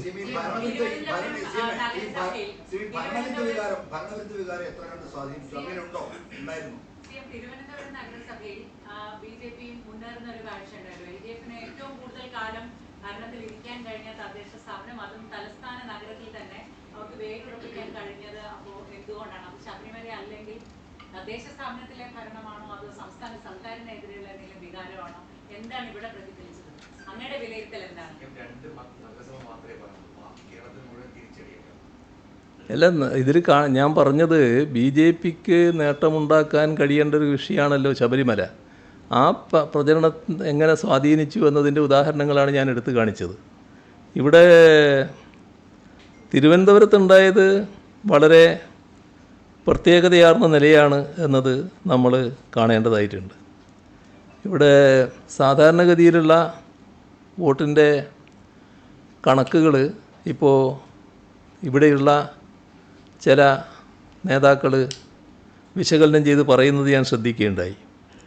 അതിൽ ഇടതുപക്ഷത്തെ തോൽപ്പിക്കുന്നതിന് വേണ്ടി വലിയ തോതിൽ പ്രാദേശികമായി ഒന്നിച്ചണിനിരക്കുന്ന ഒരു സമീപനം ഇവിടെ ഉണ്ടായിട്ടുണ്ട് എന്നത് നമ്മൾ കാണാതിരിക്കരുത്. ഇവിടെ UDFും BJPയും തമ്മിൽ താൽക്കാലിക നേട്ടത്തിന് വേണ്ടി ഒരു നീക്കുപോക്കുകൾ ഉണ്ടാക്കുന്ന അവസ്ഥ വന്നിട്ടുണ്ട് എന്നുള്ളതാണ് പൊതുവെ ഉയർന്നു വരുന്ന പ്രശ്നം. ഇവിടെ നമ്മുടെ ഈ തെരഞ്ഞെടുപ്പിൽ BJP ഉയർത്തിയത് അത്യന്തം അപകടകരമായ വർഗീയ രാഷ്ട്രീയമാണ്. പക്ഷേ അതിനെ പ്രതിരോധിക്കാൻ നേരത്തെ ഞാൻ പറഞ്ഞതുപോലെ LDFനാണ് ശരിയായ രീതിയിൽ സാധിച്ചത്. ഞാൻ നേരത്തെ പറഞ്ഞല്ലോ ഈ ചില പഞ്ചായത്തുകൾ LDF പിടിച്ചെടുത്തു എന്നുള്ളത്. കുളനട, ചെറുകോൽ, കള്ളിക്കാട്, കരവാരം, കല്ലുവാതുക്കൽ, കവിയൂർ, കോടന്തുരുത്ത്, ഇതൊക്കെ LDF BJPയിൽ നിന്ന് പിടിച്ചെടുത്ത മണ്ഡലങ്ങളായിട്ടാണ് കാണാൻ സാധിക്കുക. ഇപ്പോൾ തിരുവനന്തപുരം കോർപ്പറേഷൻ്റെ കാര്യം പറഞ്ഞാൽ തിരുവനന്തപുരത്ത് ഏറ്റവും കൂടുതൽ വോട്ട് നേടിയത് ഇപ്പോൾ കോർപ്പറേഷൻ അതിർത്തിയിൽ ഇപ്പോഴും LDF തന്നെയാണ്. ശതമാനക്കണക്കിലും LDF ആണ് മുന്നിട്ട് നിൽക്കുന്നത്. നമ്മൾ കാണേണ്ട ഒരു കാര്യം 12ഓളം സീറ്റുകളിൽ 60 വോട്ടിനാണ് 60-ൽ താഴെ വോട്ടിനാണ് LDF പരാജയപ്പെടുന്നത്. അതിൽ BJP ജയിച്ച 26 വാർഡുകളിൽ UDFന് 1000-ൽ താഴെ വോട്ട് മാത്രമേ ഉണ്ടായുള്ളൂ. അത് സാധാരണക്ക് അങ്ങനെ വരേണ്ടതല്ല. 26 വാർഡുകളിൽ UDFൻ്റെ വോട്ട് 1000-ൽ താഴെ പോയി. ഇത് BJP ജയിച്ച സീറ്റുകൾ. ഇനി UDF ജയിച്ച 11 സീറ്റുകളുണ്ട്. ആ 11 സീറ്റുകളിൽ BJPക്ക് 1000-ൽ താഴെയാണ് വോട്ട്. അപ്പോൾ എന്തോ ഒരു നീക്കുപോക്കുകൾ ഇവിടെ ഉണ്ടായിട്ടുണ്ട് എന്നതാണ് കാണാൻ സാധിക്കുക. ഒരു പരസ്പര സഹകരണ മുന്നണിയായി BJPയും UDFും പ്രത്യേകിച്ച് കോൺഗ്രസും മാറി എന്നുള്ളതാണ് കാണാൻ സാധിക്കുക. നേരത്തെയും അത്തരം ചില കാര്യങ്ങൾ തിരുവനന്തപുരം ജില്ലയിൽ ഉയർന്നു വന്ന പരാതികളാണ്. അപ്പോൾ BJPയുടെ രാഷ്ട്രീയത്തെ എതിർത്ത് തോൽപ്പിക്കാൻ വേണ്ടി ശക്തമായ നിലപാട് സ്വീകരിക്കുന്നത് LDF തന്നെയാണ്. ഇത് ഒരു ഭാഗം മാത്രമാണ്. എന്നാൽ മറ്റു ചില വശങ്ങൾ പരിശോധിക്കേണ്ടതുണ്ടാവും. ആ പരിശോധന LDF നടത്തുക തന്നെ ചെയ്യും. ആ നടത്തിക്കൊണ്ടിരിക്കുകയാണ്.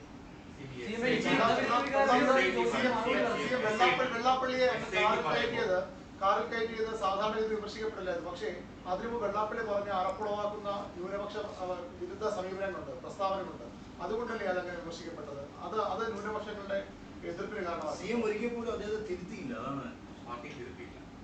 വെള്ളാപ്പള്ളി എന്നത് നമ്മുടെ സംസ്ഥാനത്തെ ചില പ്രധാനപ്പെട്ട സാമുദായിക സംഘടനകളുടെ നേതാക്കളിൽ ഒരാളാണ്. സാമുദായിക നേതാക്കൾ അവരുടേതായ അഭിപ്രായങ്ങൾ പലപ്പോഴും രേഖപ്പെടുത്താറുണ്ട്.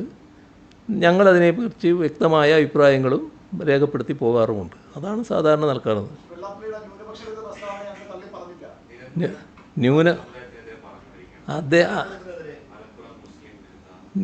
ന്യൂനപക്ഷ വിരുദ്ധമല്ല ഞാൻ പറയുന്നത് എന്ന് അദ്ദേഹം തന്നെ വ്യക്തമാക്കുന്നുണ്ട്. ലീഗിനെതിരായിട്ടാണ് ഞാൻ പറഞ്ഞത്. എന്നെ എന്തിനാണ് ന്യൂനപക്ഷ വിരുദ്ധനാക്കുന്നതൊക്കെ അദ്ദേഹം തന്നെ ചോദിക്കുന്നുണ്ടല്ലോ. നിങ്ങൾ പ്രചരണത്തിൻ്റെ ഭാഗമായിട്ടെടുത്താൽ ഇപ്പോൾ കേരളത്തിൽ SIR നടപ്പിലാക്കുന്നത് ഈ കേരളത്തിലെ LDF ഗവൺമെൻറ്റിൻ്റെ മുൻകൈയോടുകൂടിയാണ്. അതിന് മുഖ്യമന്ത്രിയാണ് കാരണക്കാരനെന്ന പ്രചരണം ഇവിടെ ഒരു കൂട്ടം അഴിച്ചു വിട്ടിട്ടില്ലേ? അതിലെന്തെങ്കിലും വസ്തുതയുള്ളതാണോ? ആ പ്രചരണം ബോധപൂർവം ന്യൂനപക്ഷങ്ങളെ തെറ്റിദ്ധരിപ്പിക്കാൻ വേണ്ടി അഴിച്ചുവിട്ടിയ ഒന്നാണല്ലോ. ആ പ്രചരണത്തിൻ്റെ വക്താക്കളായി നിന്നത് ശരിയായ ബുദ്ധി ജമാഅത്തെ ഇസ്ലാമിയുടേതാണെങ്കിലും അതിൻ്റെ പ്രചാരകരായിട്ട് നിന്നത് ഇന്ത്യൻ യൂണിയൻ മുസ്ലിം ലീഗുകാരല്ലേ. ഇതെല്ലാം നമ്മുടെ നാട്ടിൽ നടക്കുകയല്ലേ.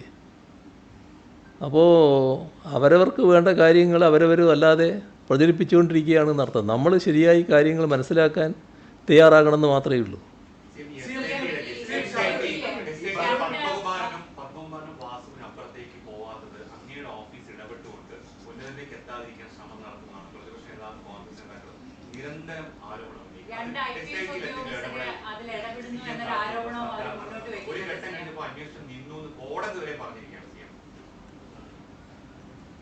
ഇവിടെ അന്വേഷണം കൃത്യമായി നടക്കുന്നു എന്നുള്ളതാണ് ഇതുമായി ബന്ധപ്പെട്ട ഹൈക്കോടതിയുടെ വിലയിരുത്തൽ.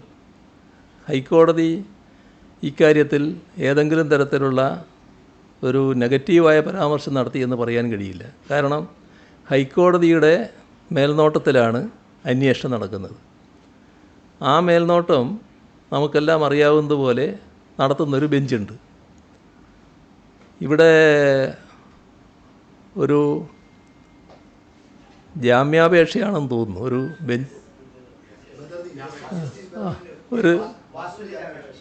ഒരു ബെഞ്ചിൻ്റെ മുമ്പിലെത്തിയപ്പോൾ അദ്ദേഹം ചില പരാമർശങ്ങൾ നടത്തിയിട്ടുണ്ട്. അത് അന്വേഷണ കമ്മീഷനെതിരായിട്ടാണോ കേസ് കേൾക്കുന്ന ഡിവിഷൻ ബെഞ്ചിനെതിരായിട്ടാണോ എന്നത് അദ്ദേഹവും ഹൈക്കോടതിയും പരിശോധിക്കേണ്ട കാര്യമാണ്. ഞാനതിന് മറുപടി പറയാൻ ആളല്ല. കാരണം ഞാൻ പറയട്ടെ, കാരണം അതുമായി ബന്ധപ്പെട്ട് കാര്യങ്ങളാകെ പരിശോധിച്ചുകൊണ്ടിരിക്കുന്നത് ഒരു ഹൈക്കോർട്ട് ബെഞ്ചാണ്. ആ ബെഞ്ചിൻ്റെ മുന്നിലാണ് കേസുമായി ബന്ധപ്പെട്ട ഡീറ്റെയിൽസ് എല്ലാം ഉള്ളത്. അവരാണ് ഈ അന്വേഷണ സംഘത്തെ ഇടയ്ക്ക് ബന്ധപ്പെടുകയും കാര്യങ്ങൾ പരിശോധിക്കുകയൊക്കെ ചെയ്യുന്നത്. ഇത് ജാമ്യവുമായിട്ട് ബന്ധപ്പെട്ട ചില കാര്യങ്ങൾ മാത്രം അദ്ദേഹത്തിൻ്റെ മുന്നിലെത്തിയതാണ്.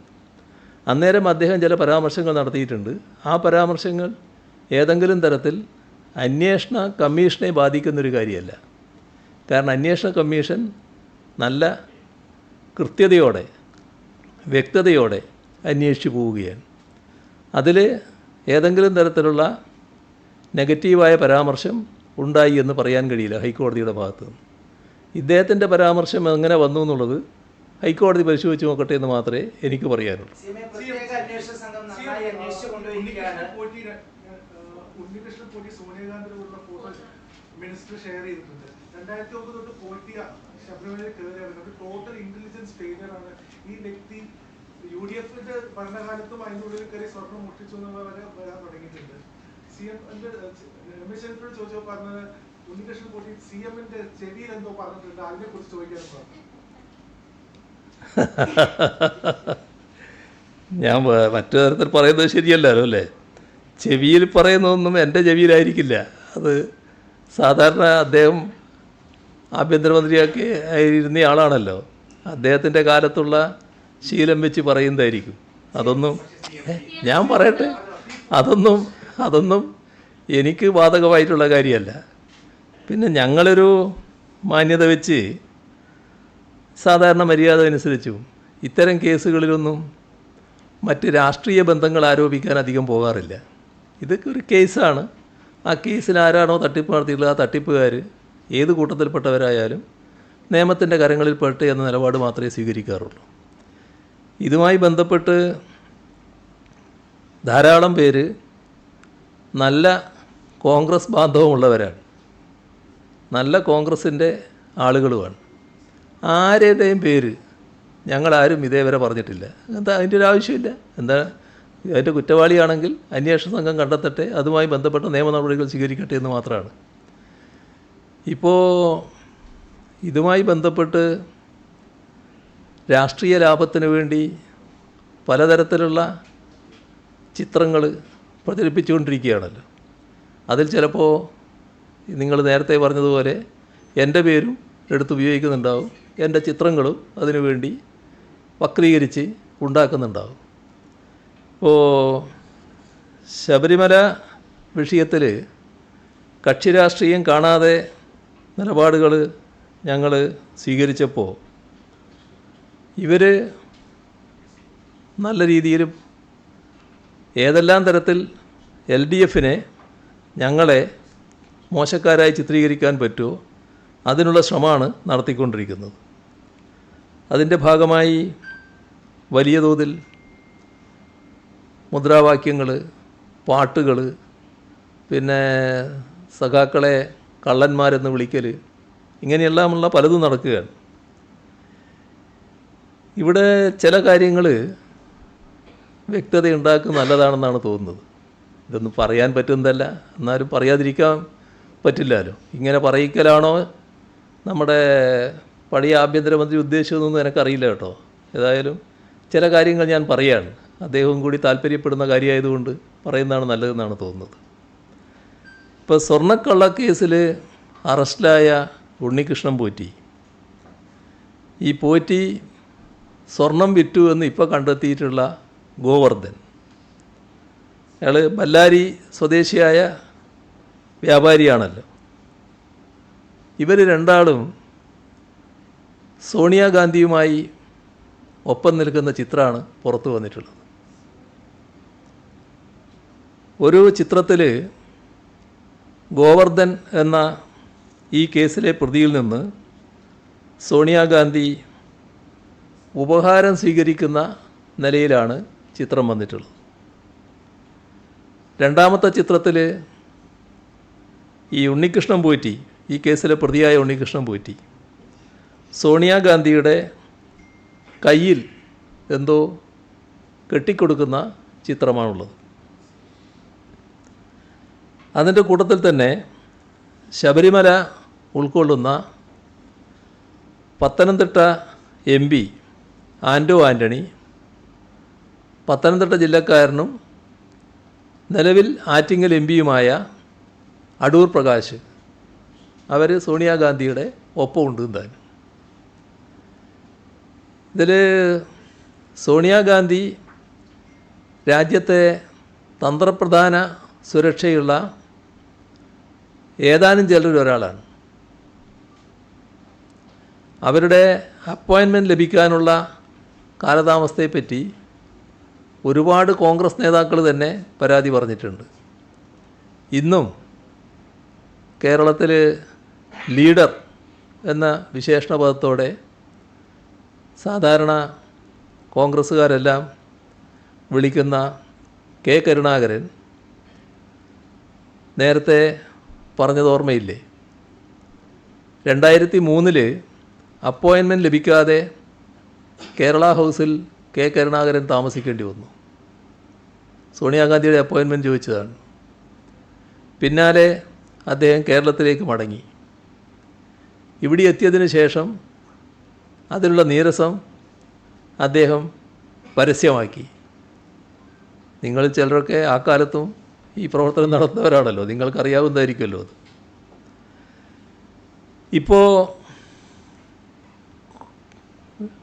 കോൺഗ്രസ്സിലല്ല, നേരത്തെ ആസാം മുഖ്യമന്ത്രിയും പഴയ കോൺഗ്രസ് നേതാവ് ഹിമന്ത ബിശ്വ ശർമ്മ ഇതേ ഗാന്ധി കുടുംബത്തിൻ്റെ അപ്പോയിൻമെൻറ്റിന് വേണ്ടി ശ്രമിച്ചു, ലഭിച്ചില്ല. അദ്ദേഹം ആ നീരസത്തിൻ്റെ ഭാഗമായി BJP-യിൽ ചേർന്നുവെന്ന് അദ്ദേഹം തന്നെ പിന്നീട് വെളിപ്പെടുത്തുന്ന സ്ഥിതിയുണ്ടായി. അരുണാചൽ പ്രദേശിലെ കോൺഗ്രസ്സിലെ നിയമസഭാ കക്ഷി മുഴുവനായിട്ട് തന്നെ BJP-ആയി മാറി. അതിനു പിന്നിലും ഈ അപ്പോയിൻമെൻറ്റ് ലഭിക്കാത്തതായിരുന്നുവെന്ന് കാരണമെന്ന വാർത്ത ആ ഘട്ടത്തിലുണ്ടായി. ഇത് ഞാൻ പറയുന്നത് രാജ്യത്തെ മുൻനിര കോൺഗ്രസ് നേതാക്കൾക്ക് പോലും അപ്പോയിൻമെൻറ്റ് ലഭിക്കൽ എളുപ്പമല്ല, സോണിയാഗാന്ധിയുമായുള്ള അപ്പോയിൻമെൻറ്റ് ലഭിക്കൽ. അങ്ങനെയുള്ള സോണിയാഗാന്ധിയുമായുള്ള അപ്പോയിൻമെൻറ്റ് എങ്ങനെ ഈ സ്വർണ്ണക്കേസിലെ പ്രതികൾക്ക് ലഭിച്ചു? പെട്ടെന്ന് കയറി ചെല്ലാൻ പറ്റുന്നതല്ലല്ലോ. നമ്മുടെ ഇവിടെ മുന്നിലുള്ള നമ്മുടെ ഈ പത്രസമ്മേളനം നടത്തുന്ന ഇതിൻ്റെ ഹാളിൻ്റെ നേരെ മുന്നിൽ ഉള്ള പോർട്ടിക്കോ ഇല്ലേ, ആ പോർട്ടിക്കോയിൽ വെച്ചായിരുന്നു ഒരു ആംബുലൻസ് ഉദ്ഘാടനം നടന്നത്. ഒരു കൂട്ടർ ശബരിമലക്ക് കൊടുക്കുന്ന ആംബുലൻസ്.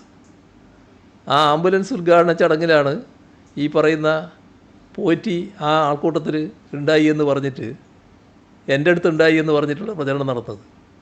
അതുപോലെയല്ലല്ലോ ഇത്. അത് ഏകദേശം ഒരു പബ്ലിക് ഫംഗ്ഷനാണല്ലോ ഇത്. അതുപോലെയല്ല ഈ ചടങ്ങിനെ നാം കാണേണ്ടത്. സോണിയാഗാന്ധിയുടെ അടുത്തെത്തലും കൈക്ക് ഇത് കെട്ടിക്കൊടുക്കലും ഒക്കെ ഇവർക്കെങ്ങനെ നടത്താൻ കഴിയുന്നു എന്നുള്ളതാണ് നോക്കേണ്ടത്. സോണിയാഗാന്ധിയുടെ വസതിയിൽ ഇവരെയും വിളിച്ചു കൊണ്ടുപോകാൻ മാത്രം അടൂർ പ്രകാശിനും ആൻ്റോ ആൻ്റണിക്കും എന്ത് തരം ബന്ധമാണ് ഇവരുമായിട്ടുള്ളത്? ഈ പോറ്റിയുമായും ഗോവർദ്ധനുമായും എന്ത് തരം ബന്ധമാണ് അവർക്കുള്ളത് എന്ന് അവരല്ലേ വ്യക്തമാക്കേണ്ടത്.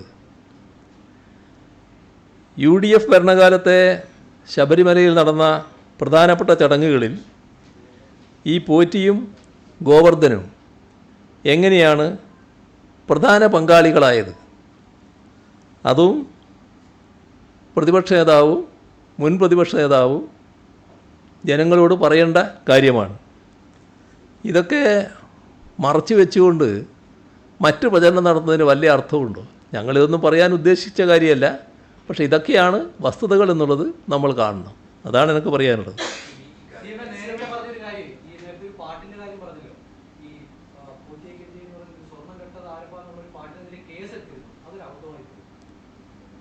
കേസിൻ്റെ വഴിക്ക് പോകുമല്ലോ. അതിൽ ഞങ്ങളെ സർക്കാരിന് കൃത്യമായി ഇത്തരം കാര്യങ്ങളൊരു നയമുണ്ട്.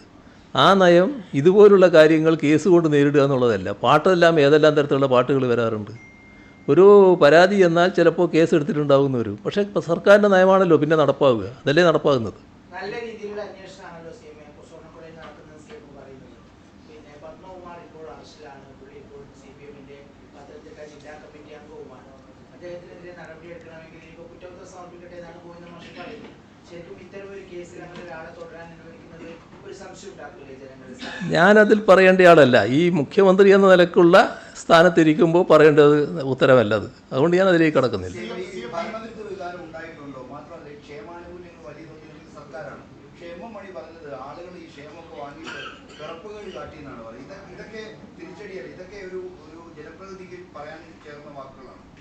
അത് അദ്ദേഹം തന്നെ തിരുത്തിയിട്ടുണ്ട്. പിന്നെ നിങ്ങൾ കാണേണ്ടത്, ഞങ്ങൾ ക്ഷേമപ്രവർത്തനങ്ങൾ നടത്തുന്നതും ആനുകൂല്യങ്ങൾ നൽകുന്നതും വോട്ടിന് വേണ്ടിയല്ല.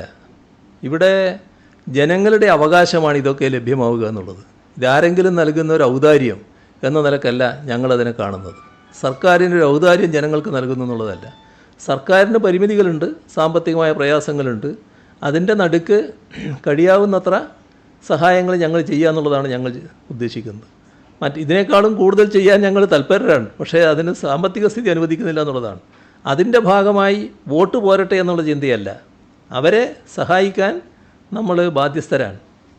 ഇപ്പോൾ അതിൻ്റെ ഭാഗമായി നമ്മുടെ നാടിന് വരുന്ന മാറ്റങ്ങളില്ലേ, ആ മാറ്റങ്ങൾ നമ്മൾ കാണണ്ടേ? ഇപ്പോൾ രാജ്യത്ത് ഏറ്റവും കുറവ് ദാരിദ്ര്യം കേരളത്തിലാണ് എന്ന് നമ്മുടെ രാജ്യമാകെ കണക്കാക്കുന്നുണ്ട്. എങ്ങനെയാണ് ആ കണക്ക് വരുന്നത്? എന്താണ് ഈ ദാരിദ്ര്യം കുറയാൻ കാരണം? ഇപ്പോൾ നമ്മളെല്ലാവരും കഴിഞ്ഞ നവംബർ 1 അതിദാരിദ്ര്യമുക്ത സംസ്ഥാനമാക്കി കേരളത്തെ മാറ്റി എന്ന പ്രഖ്യാപനം നടത്തി.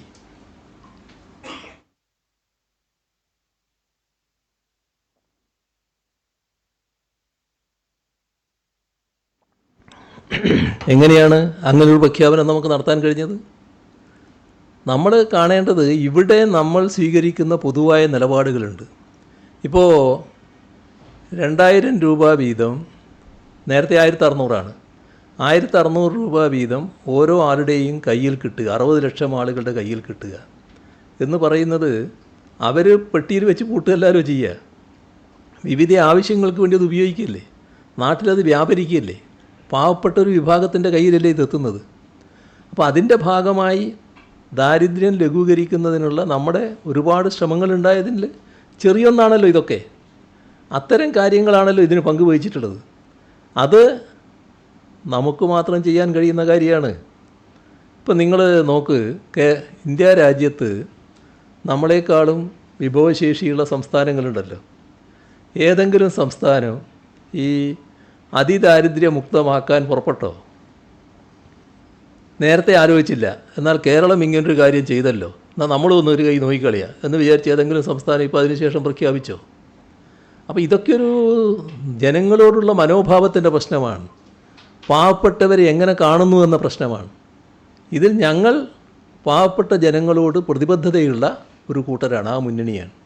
അതിൻ്റെ ഭാഗമായിട്ടാണ് ഈ നടപടികളൊക്കെ സ്വീകരിക്കുന്നത്. വോട്ട് അതിൻ്റെ അകത്തൊരു പ്രശ്നമേ അല്ല. ഞങ്ങൾ വോട്ടിന് വേണ്ടി ചെയ്യുന്ന കാര്യമല്ല, ജനങ്ങൾക്ക് വേണ്ടി ചെയ്യുന്ന കാര്യങ്ങൾ ഇനിയും ഞങ്ങൾ തുറന്നുകൊണ്ടേയിരിക്കും.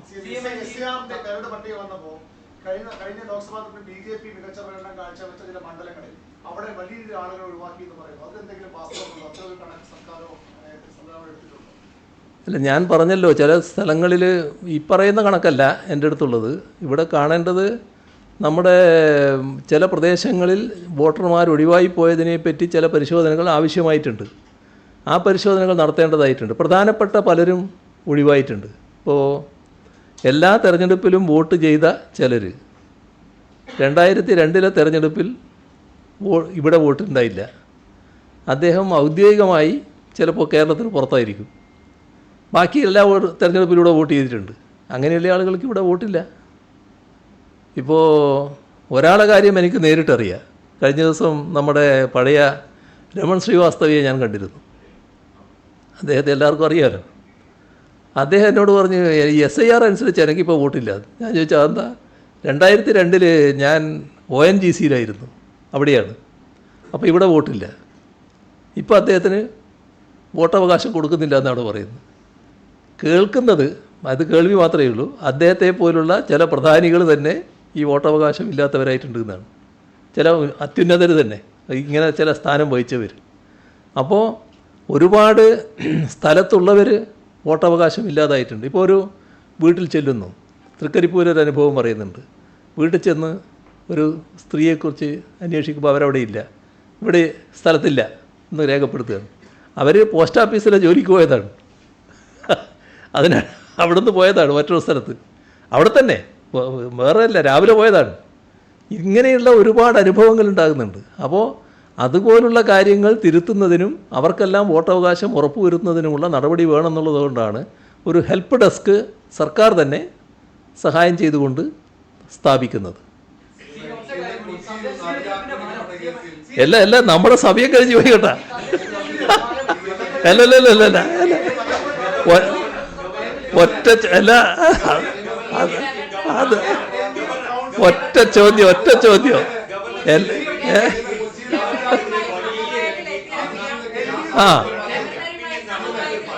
ഇത് ഈ ഒരു ചോദ്യത്തിന് മാത്രമേ മറുപടി പറയൂ. ഇനിയൊന്നും ഇന്ന് പറ്റില്ല. ഈ എല്ലാ അഡ്ജസ്റ്റ്മെന്റിനെ പറ്റി പറഞ്ഞതുകൊണ്ട് അതിനെപ്പറ്റി മാത്രം ഒരു ഉത്തരം പറയാം. ബാക്കി എല്ലാ കാര്യങ്ങളും നമുക്ക് മാറ്റിവെക്കാം, പിന്നീട് പറയാം. ഇത് ഞാൻ പറയാം. ഇവിടെ സംഭവിച്ചത് എന്താ? ഇതുമായി ബന്ധപ്പെട്ട് സുപ്രീം കോടതി വരെ പോയതാണ്, കേസ് നടക്കുകയാണ്. അപ്പോൾ ഞങ്ങളെല്ലാ ഘട്ടത്തിലും ഇത്തരം കാര്യങ്ങൾ സമവായത്തിൽ തീരണം എന്നുള്ള അഭിപ്രായക്കാർ തന്നെയാണ്. പക്ഷേ അതല്ലാത്ത നിലപാടുകളാണ് പല ഘട്ടങ്ങളിലായിട്ടുണ്ടായത്. സുപ്രീം കോടതിയുടെ കേസിൽ സുപ്രീം കോടതി പറഞ്ഞു, ഇതുമായി ബന്ധപ്പെട്ട് മുഖ്യമന്ത്രി ഒരു പാനൽ നൽകണം. ആ പാനലിൽ നിന്ന് ഒരാളെ ഗവർണർ നിശ്ചയിക്കണം, വൈസ് ചാൻസലറായിട്ട്. ഇതാണ് സുപ്രീം കോടതി പറഞ്ഞത്. ആ കേസിൻ്റെ ഭാഗമായി വന്നു, പിന്നെ എൻ്റെ മുമ്പിലെത്തി. ഞാനത് പരിശോധിച്ചു, പേരുകൾ ഗവർണർക്ക് സമർപ്പിച്ചു. ഗവർണർ അതിൽ തീരുമാനമെടുത്തില്ല. അതിന് പകരം ചില പേരുകൾ നിർദ്ദേശിച്ചുകൊണ്ട് അദ്ദേഹം കോടതിയെ അറിയിക്കുന്ന സ്ഥിതിയുണ്ടായി. അപ്പോൾ അതിനോട് യോജിച്ചില്ല. സുപ്രീം കോടതി അതിൽ കുറച്ച് കർക്കശമായ നിലപാടെടുത്തു. സുപ്രീം കോടതി എന്നിട്ട് പറഞ്ഞു, ആ കർക്കശ നിലപാടെടുത്തുകൊണ്ട് സുപ്രീം കോടതി പറഞ്ഞു, ഇതിൽ ഗവർണറും മുഖ്യമന്ത്രിയും സമവായം ഉണ്ടാക്കേണ്ടതാണ്, അതിനുവേണ്ടി ശ്രമിക്കേണ്ടതാണ്. നമ്മുടെ രാജ്യത്തെ അത്യുന്നത കോടതിയുടെ ഒരു നിർദ്ദേശമാണ് സമവായം ഉണ്ടാക്കാൻ ശ്രമിക്കണം എന്നുള്ളത്. ആ പരസ്യമായ നിർദ്ദേശം വന്നപ്പോൾ ഞങ്ങളതിന് അനുകൂലമായി പ്രതികരിച്ചു. ഞാനപ്പോൾ വേറെ ചില പരിപാടികളുമായിട്ട് തിരുവനന്തപുരത്തിന് പുറത്താണ്. ഇവിടെ എനിക്ക് വേണ്ടി, ഗവൺമെൻറ്റിന് വേണ്ടി ഉന്നത വിദ്യാഭ്യാസ മന്ത്രിയും നിയമമന്ത്രിയും കൂടി ഗവർണറെ കാണുക. അത് ഗവർണറെ അറിയിച്ചു, ഞാൻ തന്നെ അറിയിച്ചു, ഇങ്ങനെ കാണാൻ ഉദ്ദേശിക്കുന്നു, അവർ വരും. അത് സമ്മതിച്ചു, പോയി കണ്ടു. അപ്പോൾ സുപ്രീം കോടതി പറഞ്ഞ സമവായത്തിൻ്റെ ശ്രമമാണ് നമ്മൾ നടത്തുന്നത്. ആ ശ്രമത്തിന് ആ ഘട്ടത്തിൽ അനുകൂല പ്രതികരണം ഗവർണറുടെ ഭാഗത്തു നിന്നുണ്ടായില്ല. അതിൻ്റെ ചർച്ചയുടെ വിശദാംശങ്ങളിലേക്ക് ഞാനിപ്പോൾ പോകുന്നില്ല. ഏതായാലും അന്ന് യോജിപ്പുണ്ടായില്ല. അത്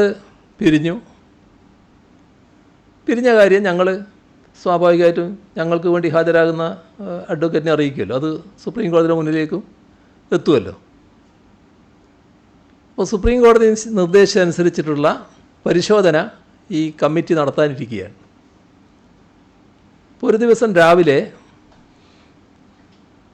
2 തവണ ഗവർണർ എന്നെ വിളിക്കുകയാണ്. ഞാൻ കുളിക്കുന്ന സമയമാണ്, അതുകൊണ്ട് ഫോൺ എടുക്കാൻ പറ്റുന്നില്ല. പക്ഷേ ഒരു തവണയല്ല, 2 തവണ അദ്ദേഹം വിളിച്ചു. അത് കഴിഞ്ഞതിന് ശേഷം വീട്ടിൽ നിന്ന് പറഞ്ഞു ഇങ്ങനെ വിളിച്ചിരുന്നു എന്ന് പറഞ്ഞു. ഞാൻ അദ്ദേഹത്തെ അപ്പം തന്നെ തിരിച്ചു വിളിച്ചു. അപ്പോൾ അദ്ദേഹം പറഞ്ഞു, നമുക്ക് സംസാരിക്കേണ്ടതുണ്ട്, യൂണിവേഴ്സിറ്റി VC-യുമായി ബന്ധപ്പെട്ട വിഷയത്തിൽ നിങ്ങളുമായിട്ട് എനിക്ക് സംസാരിക്കാനുണ്ട് എന്ന് പറഞ്ഞു. ഇപ്പോൾ ഗവർണർ അങ്ങനെ ഒരു ആവശ്യം ഉന്നയിക്കുമ്പോൾ ഞാനൊരു മുട്ടാപ്പോക്ക് നയം സ്വീകരിക്കുന്നത് ശരിയാണോ? അങ്ങനെ നയം സ്വീകരിച്ചാൽ നിങ്ങൾ തന്നെ എന്താ എന്നോട് ചോദിക്കുക, എന്താ നിങ്ങൾ അങ്ങനെ ഒരു നിലപാടെടുത്തതെന്നല്ലേ ചോദിക്കുക? ആരും അതല്ലേ ചോദിക്കുക. അപ്പോൾ ഞാൻ ഉടനെ പറഞ്ഞു, ഞാൻ വരാൻ തയ്യാറാണ്, പക്ഷേ ഉച്ചയ്ക്ക് മുമ്പ് എനിക്ക് ഒരു പരിപാടിയുണ്ട്. അപ്പോൾ ഉച്ചയ്ക്ക് മുൻപ് എനിക്കും പരിപാടിയുണ്ട്, ഉച്ചയ്ക്ക് ശേഷം കണ്ടാൽ മതി എന്ന് പറഞ്ഞു. അങ്ങനെ ഉച്ചയ്ക്ക് ശേഷം ഞാൻ പോയി കണ്ടപ്പോൾ അദ്ദേഹം ഒരു സമവായ നിർദ്ദേശം വെച്ചു. അത് നിർദ്ദേശം വന്നപ്പോൾ സമവായത്തിന് അദ്ദേഹം തയ്യാറാണെന്നുള്ള നിലയാണ് വന്നത്. നേരത്തെയുള്ള നിലപാടിൽ നിന്നൊരു മാറ്റമാണത്. നമ്മൾ കണ്ടത് നമ്മുടെ യൂണിവേഴ്സിറ്റികളുമായി ബന്ധപ്പെട്ട് യൂണിവേഴ്സിറ്റികളെ ഒരു സംഘർഷ മേഖലയല്ലാത്ത സ്ഥലമായി കാണാൻ വേണ്ടി ആഗ്രഹിക്കുന്ന കേരളത്തിലെ മഹാഭൂരിപക്ഷം ആളുകളുണ്ട്. പഠിക്കുന്ന കുട്ടികളും രക്ഷിതാക്കളും മാത്രമല്ല, യൂണിവേഴ്സിറ്റികളെ സ്നേഹിക്കുന്ന മഹാഭൂരിപക്ഷം ആളുകളും അങ്ങനെയൊരു സംഘർഷ മേഖലയല്ലാത്ത യൂണിവേഴ്സിറ്റികളെയാണ് അവർ കാണുന്നത്. ഇപ്പോൾ ഒരു യൂണിവേഴ്സിറ്റികളിലെ സംഘർഷം കുറേ കാലമായി തുടരുകയാണ്. വല്ലാത്ത അന്തരീക്ഷമാണ് നിലനിൽക്കുന്നത്. ആ അന്തരീക്ഷം തൽക്കാലം അവസാനിപ്പിക്കാനും ഒരു ശാന്തമായ അന്തരീക്ഷം കൊണ്ടുവരാനും സാധിക്കുമെങ്കിൽ അതല്ലേ നല്ലത് എന്നാണ് പെട്ടെന്ന് തന്നെ ആലോചന പോയത്. പക്ഷേ അദ്ദേഹം പറഞ്ഞപ്പോൾ ഞാൻ പെട്ടെന്ന് മറുപടി പറയാൻ പറ്റിയില്ല. ഞാൻ പറഞ്ഞു, നമ്മളെ കയ്യിൽ നിന്ന് പോയില്ലേ, ഇപ്പോൾ സുപ്രീം കോടതിയുടെ കയ്യിലല്ലേ. അപ്പോൾ സുപ്രീം കോടതിയുടെ കയ്യിലിരിക്കുന്ന കാര്യത്തിൽ നമുക്കൊരു നിലപാടെടുക്കാൻ പറ്റുമോ? ഞാനതൊന്ന് അഡ്വക്കേറ്റ് ജനറലുമായിട്ട് അന്വേഷിച്ച് പറയാം. അഡ്വക്കേറ്റ് ജനറലുമായി ഡിസ്കസ് ചെയ്തതിന് ശേഷം ഗവർണറുടെ അടുത്ത് ഞാൻ വരാം. അത് സാധിക്കുന്നതാണെങ്കിൽ അത് ആലോചിക്കാം. അതിനുശേഷം എൻ്റെ പ്രതികരണം പറയാമെന്ന് പറഞ്ഞു. ഇതെല്ലാം എൻ്റെ മനസ്സിലുണ്ട്. അതെല്ലാം വെച്ചുകൊണ്ട് അഡ്വക്കേറ്റ് ജനറലുമായിട്ട് ഡിസ്കസ് ചെയ്തു. അപ്പോൾ അഡ്വക്കേറ്റ് ജനറൽ അതിൻ്റെ വശങ്ങളെല്ലാം പരിശോധിച്ച് അദ്ദേഹത്തിന് അതുമായി ബന്ധപ്പെട്ട് തുടർ നടപടികൾ സ്വീകരിക്കാമെന്ന അഭിപ്രായമുണ്ട്. പക്ഷേ അവിടെ ഹാജരാകുന്ന, സുപ്രീം കോടതിയിൽ ഹാജരാകുന്ന പ്രധാനപ്പെട്ട സീനിയർ അഡ്വക്കേറ്റാണ് ജയദീപ് ഗുപ്ത. അദ്ദേഹമായിട്ട് കൂടി ഒന്ന് ഡിസ്കസ് ചെയ്തിട്ട് പറയാമെന്ന് പറഞ്ഞു. ആ ഡിസ്കഷൻ കഴിഞ്ഞതിന് ശേഷം അദ്ദേഹം എന്നെ വിളിച്ചു, നമുക്ക് തുടർ നടപടി സ്വീകരിക്കാമെന്ന് പറഞ്ഞു. അങ്ങനെ ഞാൻ തിരിച്ചുപോയി ആ സമവായ നിർദ്ദേശം അംഗീകരിച്ചു. ഇതാണ് ഉണ്ടായത്. അത് നമ്മുടെ കേരളത്തിലെ ഉന്നത വിദ്യാഭ്യാസ മേഖലയ്ക്ക് ഗുണകരമായൊരു കാര്യമാണ്. ഉന്നത വിദ്യാഭ്യാസ മേഖലയുടെ ഭാഗമായി യൂണിവേഴ്സിറ്റികൾ ശാന്തമായ അന്തരീക്ഷത്തിൽ പോകണം. അതിന് ഈ നില തന്നെ തുറന്നും സ്വീകരിച്ച് പോകണം എന്ന് അദ്ദേഹത്തോട് ഞാൻ പറയുകയുണ്ടായി. അദ്ദേഹവും അത് അംഗീകരിക്കുന്ന നിലയാണുണ്ടായത്. അത് മെറിറ്റ് അടിസ്ഥാനത്തിൽ നമുക്ക് കാര്യങ്ങൾ നീക്കാം എന്ന് തന്നെ പറയുന്ന നിലയുണ്ടായി. അങ്ങനെയാണത് അവസാനിച്ചത്. ഇനി ഒരു കാര്യവും ഇപ്പോൾ പറയാൻ ഉദ്ദേശിക്കുന്നില്ല. ബാക്കി കാര്യങ്ങൾ പിന്നീട് നമുക്ക് പറയാം. ശരി ശരി.